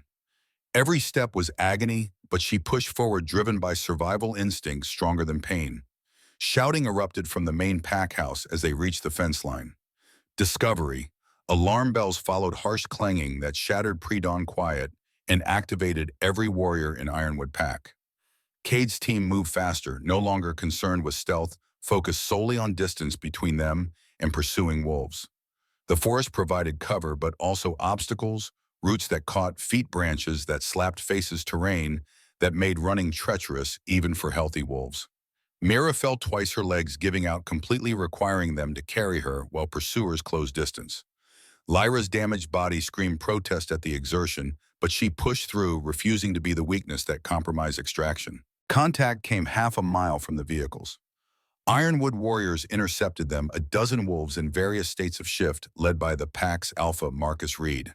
His voice boomed through the forest, heavy with authority and fury. Stand down, you're violating sovereign pack territory. Release that female immediately. She's under my protection. Cade didn't slow, his own alpha dominance radiating outward in challenge. By royal authority, I'm exercising emergency intervention for systematic abuse. You can contest it legally or get out of my way. Marcus Reed shifted to full wolf form, a massive brown alpha radiating power, built over decades of pack leadership. His warriors followed suit, 12 wolves forming a barrier between Cade's team and their extraction vehicles. The message was clear: this female wasn't leaving without a fight. Cade shifted in response, his black wolf larger than Reed's presence, overwhelming enough that several Ironwood warriors instinctively submitted despite their alpha's challenge. Garrett and Cole flanked him, their own wolves, not quite alpha level, but formidable enough to give Reed's pack pause. The standoff balanced on the edge of violence, both sides calculating costs and benefits of combat. Lyra felt Mira trembling against her, the younger woman's terror palpable. We're going to die here. Her whisper carried resignation mixed with exhausted acceptance. They'll kill us rather than let me go. No, they won't. Lyra's certainty came from watching Cade operate over the past 3 weeks, understanding that he fought battles on multiple levels simultaneously. Watch. Cade's voice carried alpha command that made even Reed hesitate. You can fight me and lose warriors in a battle you won't win. Or you can let us leave and file official complaint through proper channels. Either way, this female is leaving with me. She's 19 years old. She's been suppressed for 7 years, and I will not allow her to suffer one more day under your authority. Choose wisely, Alpha Reed. Your pack's future depends on this decision. The calculus played out across Reed's wolf form: pride versus pragmatism, tradition versus survival. He was strong but not stronger than an AlphaKing, backed by royal authority and overwhelming force. Fighting meant casualties. He couldn't afford legal repercussions that could destroy his pack's standing across territories. Letting them go meant only wounded pride. Reed shifted back to human form, a naked middle-aged man radiating frustrated fury. Take her, but this isn't over, Blackthorn. The Council of Alphas will hear about this. Your unauthorized raids into Sovereign Pact territories won't be tolerated indefinitely. File your complaint. Cade's tone suggested he welcomed the opportunity. I'll bring evidence of systematic torture and let the Council decide which of us is violating Pact law. Meanwhile, I'm rescuing every alpha female being suppressed across every territory under my jurisdiction. You can cooperate or get in my way. Those are your options. They reached the vehicles without further confrontation. Reed's warriors watching, but not interfering as Cade's team loaded into transports. Mara collapsed across the back seat unconscious from pain and shock, and the sudden absence of Silver burning constantly. Der Schickherpas Chairman immediately established IV access monitoring vital signs that were weak but stable. The drive back to Blackstone took 3 hours with detours to avoid potential pursuit. Lyra sat in the rear transport, holding Amira's hand, feeling the younger woman's pulse flutter like trapped bird beneath damaged skin. Her own exhaustion went bone-deep adrenaline crash, leaving her hollow and shaking, but underneath fatigue ran something new purpose. She'd helped rescue someone who'd lived through similar hell, turned her suffering into action that prevented another person's death. That counted for something. Nova met them at Blackstone's fortress entrance, the 16-year-old's energy barely contained as she helped carry Mira to the medical wing. 3 alpha females now recovered under Cade's protection. 3 out of the 7 Marcus the Silversmith had identified. 4 more still suffering. The war was far from over, but progress was measurable in lives saved. Dr. Chen admitted Mira to intensive monitoring, tracking her body's response to sudden freedom after 7 years of suppression. The wounds from ban removal would heal slower than Nova's had, faster than Lyra's were healing. 7 years hit a middle ground where the body retained some resilience, but had sustained significant damage. Time would determine how well she recovered. Lyra returned to her room as morning sun broke through the fortress windows, exhaustion pulling her towards sleep that would probably bring nightmares. The extraction had triggered memories she'd spent 3 weeks trying to suppress her own rescue. The agony of ban removal, the terror of not knowing whether freedom was worth the cost of achieving it. Mira's screams echoed in her memory, overlaying with her own screams from weeks ago. Sleep came, eventually dragging her into dreams where silver bands relocked around her wrists, and Elder Ronan's voice explained that freedom had been an illusion that she'd never escaped, that she'd always be broken property belonging to wolves who knew better than to let abominations exist uncorrected. She woke screaming. Cade was there before she'd fully processed being awake, his presence filling her doorway, concern etched across features that usually maintained careful control. Nightmare. His question held no judgment, just understanding that came from his own experience with dreams that wouldn't let go. I felt the bands again, could feel them burning. Lyra's hands went to her scarred wrists, automatically checking for metal that wasn't there, confirming freedom that felt less real in darkness. It was so vivid, like I never actually got free. You did get free. Cade moved closer but didn't touch, respecting her space, even while offering comfort. The bands are gone. Your wrists are healing. You helped rescue Mira tonight. That was real. The nightmare was just your brain processing trauma. Does it get easier? She'd heard him wake from his own nightmares often enough to know the answer, but needed to hear it said aloud. Sometimes. Cade's honesty was refreshing compared to platitudes about time healing all wounds. Some nights are worse than others. I still dream about Mara, still see her falling, but I've learned to function despite it. You will too. Lyra pulled her knees to her chest, wrapping arms around them in unconscious self-protection. I'm angry at you still, about how you removed the bands. I know it was necessary. I know you had reasons. But I'm still angry that you did it so violently without giving me choice about timing or method. That's fair. His acknowledgement came without defense or justification. I violated your bodily autonomy in that moment, made a decision for you that caused tremendous pain. You have every right to be angry about it, but I'm also grateful.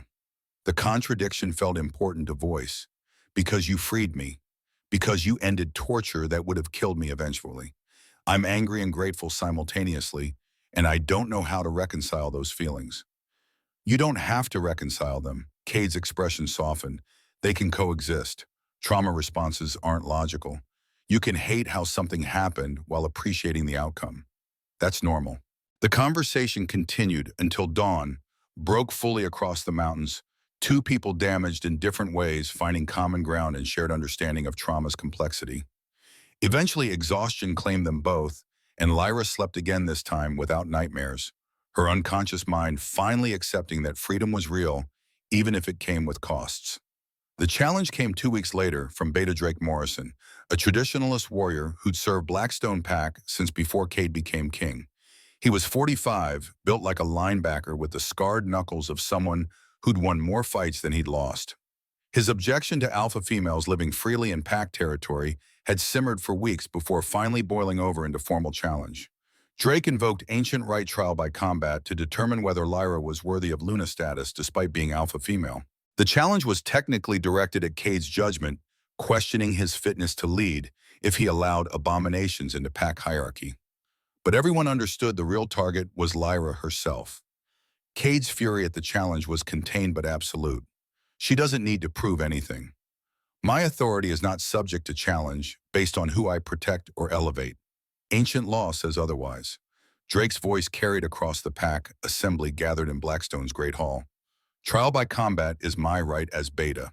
If the female cannot defend her position through strength, she has no business holding it.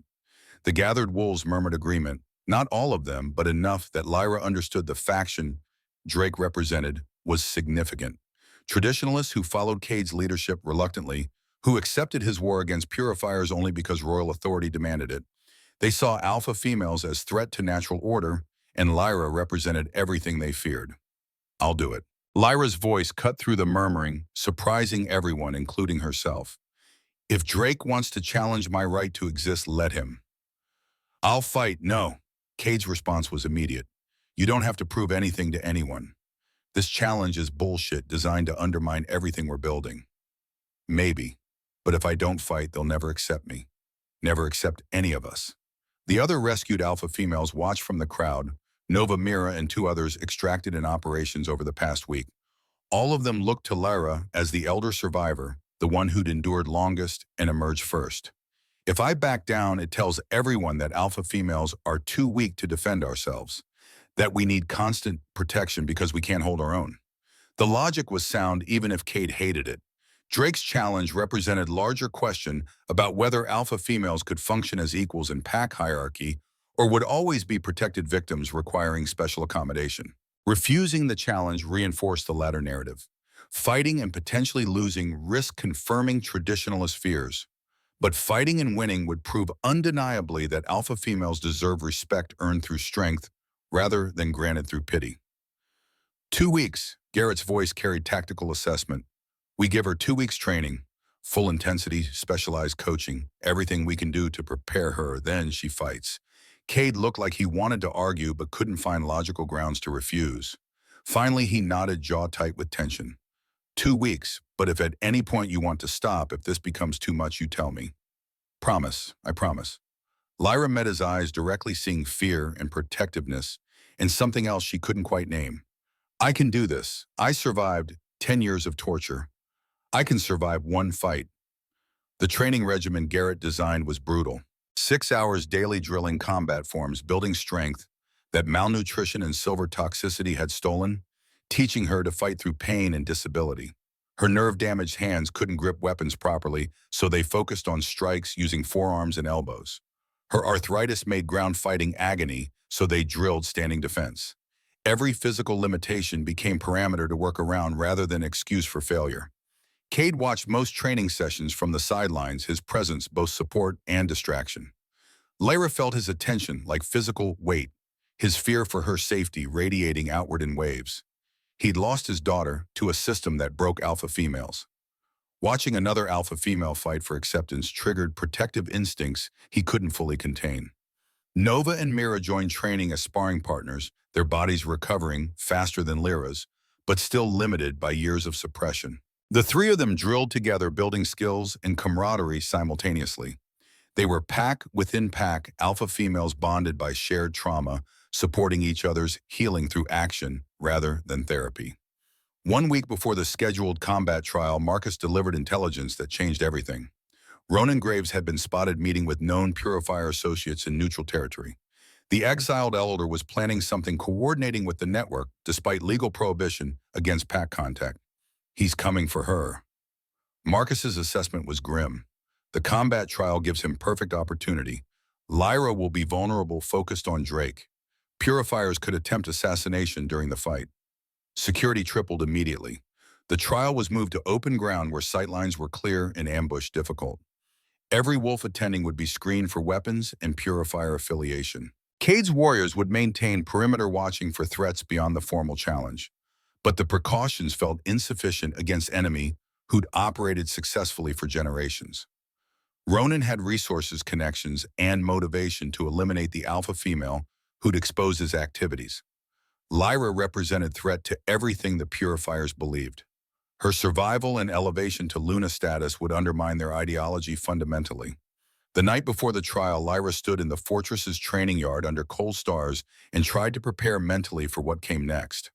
Her body was as ready as 2 weeks could make it, stronger than before training began, though nowhere near her full potential. Her wolf remained locked, unable to shift despite 3 more weeks of freedom. She'd fight human against Drake's wolf form, disadvantaged from the start.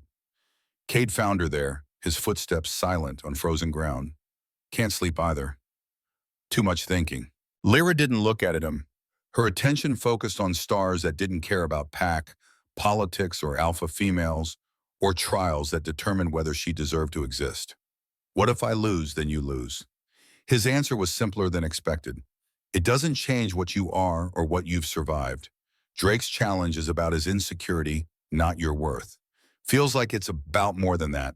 If I lose, every traditionalist in every pack will point to it as proof that alpha females are too weak to deserve respect. That suppression was justified because we can't defend ourselves. Maybe. Or maybe they'll see you fight despite disability from a decade of torture and recognize that strength comes in forms beyond physical dominance. You don't have to win to prove you're worthy, Lyra. You just have to show up. The trial began at noon under gray November sky that threatened rain but hadn't delivered yet. 300 wolves gathered around the ceremonial combat ring, a circle of packed earth 50 feet in diameter, marked by stones that had witnessed challenges for generations. Drake stood at one edge, confident and ready, to his wolf form already visible beneath human skin. Lyra stood opposite, wearing simple training clothes, her scarred wrists visible to everyone present. Cade presided as AlphaKing and final authority on trial outcomes. His voice carried to every corner of the assembled crowd. This trial is sanctioned under ancient law. Beta Drake Morrison challenges Lyra Ashwood's worthiness to hold Luna status in Blackstone Pack. Combat will continue until one fighter yields, is incapacitated, or dies. All challenges to the trial's outcome must be voiced now or forever held. Silence met his words. No one challenged. The trial would proceed as scheduled. Drake shifted to wolf form, a large brown beast that outsized Lyra Poe by 50 pounds easily. His strength was undeniable, built over decades of training and combat. Lyra remained human, unable to shift, forced to face him with just her damaged body and 2 weeks of training against a lifetime of experience. The fight began with Drake's charge, all that mass and momentum aimed at ending things quickly. Lyra dodged left, using smaller size as advantage, letting his bulk carry past her. She struck his flank with an elbow as he passed, not hard enough to injure, but enough to prove she could land hits. Drake wheeled and charged again, faster this time, compensating for her speed. His jaws snapped where her shoulder had been a second before. She rolled away, came up on her feet, struck again. Her hands couldn't grip to choke or pull, but she could hit, and hitting was enough if she could accumulate damage over time. The pattern repeated, Drake attacking with overwhelming force, Lyra evading and landing strikes when opportunities appeared. She couldn't take him in straight fight, and both of them knew it. Her strategy was survival, outlasting his endurance, making him work for victory until exhaustion became her ally. 10 minutes in fatigue started affecting both fighters. Drake's charges came slower, his breathing labored. Lyra's arthritis screamed protest at constant movement, her joints grinding together with every taunt. Blood trickled from a gash on her arm where his claws had connected. Her vision swam from pain and effort. Then the shot rang out. The bullet hit Drake mid-charge, silver slug punching through his shoulder and spinning him sideways. He yelped, more surprise than pain, crashing to the ground in a tangle of limbs. Chaos erupted as Cade's warriors identified the shooter's position, a sniper in the tree line 300 yards out. More shots followed, not aimed at Drake, but at Lyra specifically. Silver bullets that would be lethal to any wolf, doubly so to one who couldn't shift to enhance healing. She dove behind the stone markers, using them as cover, while Cade's team returned fire and the assembled crowd scattered. Purifiers. Cole's shout confirmed what everyone had suspected. At least 5 shooters coordinated attack targeting Lyra and Cade both. Cade shifted to wolf form and charged the tree line, followed by a dozen warriors who'd been positioned as security. The Purifiers weren't prepared for direct assault by forces they'd underestimated. Combat was brief and violent, wolves against humans, with guns close quarters where shifter advantages overwhelmed human weapons. 3 Purifiers died immediately. 2 were captured. The rest fled into forest.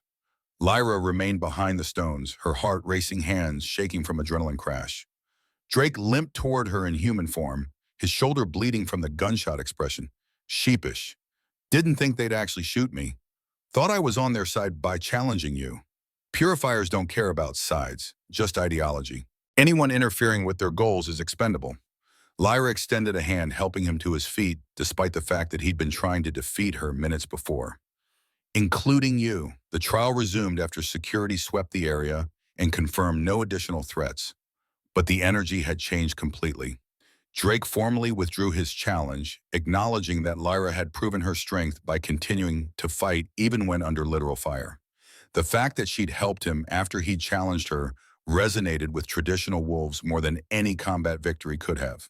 The assembled pack took a knee in acknowledgement of Lyra's right to Luna status. Not all of them were convinced. Some traditionalists would never accept alpha females regardless of evidence, but enough accepted her that opposition became minority rather than significant faction. Ronan Graves was captured 3 days later, attempting to flee into neutral territory. His trial was swift and his execution swifter. Cade personally carried out the sentence, wolf jaws crushing the throat of the elder who'd ordered Lyra's suppression and orchestrated the assassination attempt. Justice wasn't always clean or civilized. Sometimes it required blood.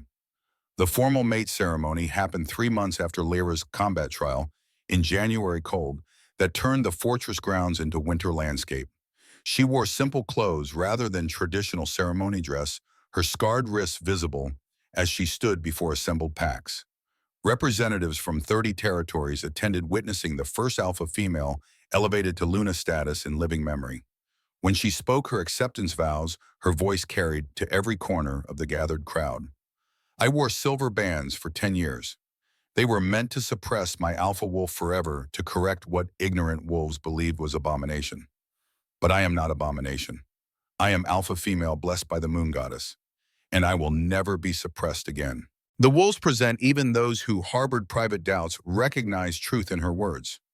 She'd earned her position through survival, through fighting despite disability, through refusing to break even when breaking seemed inevitable. That counted for something beyond traditional bloodline or fated mate bonds. That night alone with Cade in quarters that were now officially theirs to share, Lyra traced the scars on her wrists and spoke truth that had taken months to acknowledge. I'm still angry sometimes about how you removed the bands, about the pain you caused, even though it was necessary. I know. Cade's hand covered hers, careful not to press too hard against damaged tissue. I'm still angry at myself for not finding a better way, for prioritizing immediate action over your consent. But I'm also grateful because you gave me freedom, because you showed me that being alpha female is something to celebrate, not suppress. The anger and gratitude coexist. I've learned to accept that, too, as have I. His smile was small but genuine. We're both damaged, Lyra, both carrying scars from different traumas. But we're also both survivors. That has to count for something. It counted for everything, really. 2 broken people finding strength in shared damage, building something new from the wreckage of their separate pasts. The scars remained hers, visible on her wrists, his invisible but equally permanent. But scars were evidence of survival, proof that they'd endured what should have killed them and emerged intact enough to keep fighting.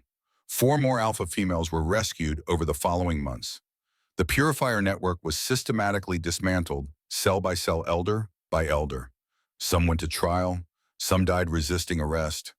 All of them eventually faced justice for what they'd done to children who'd committed no crime beyond being born different. Lyra stood in the fortress's training yard 6 months after the combat trial and helped another newly rescued alpha female learn to fight with damaged hands. The cycle continued. Trauma survived, strength rebuilt the next generation of survivors, learning from those who'd gone before. It wasn't perfect healing. The damage was permanent in ways that time wouldn't fix. But it was progress. It was purpose. It was proof that surviving was just the beginning of a longer journey toward reclaiming what had been stolen. Her wolf finally emerged one morning in early spring, 10 months after the bans came off. The shift was agonizing but triumphant, her alpha form smaller than it should have been, but present and powerful. She stood on 4 legs for the first time in nearly 11 years and felt complete in ways that human form could never achieve. Cade's black wolf touched noses with hers in traditional greeting, and the mate bond that had been building slowly through months of earned trust finally snapped fully into place. Not fate or destiny or moon goddess mandate, just two wolves choosing each other, deliberately building relationship on foundation of respect rather than biological imperative. They ran together through Blackstone's forest, two alphas who'd survived different traumas and emerged strong enough to protect those who came after. The scars remained. The nightmares continued. But underneath damage was something harder than silver, the determination to ensure no other child suffered, as they had suffered. No other alpha female was told she was abomination for being exactly what the moon goddess created her to be. Some things were worth fighting for regardless of cost. This was one of them.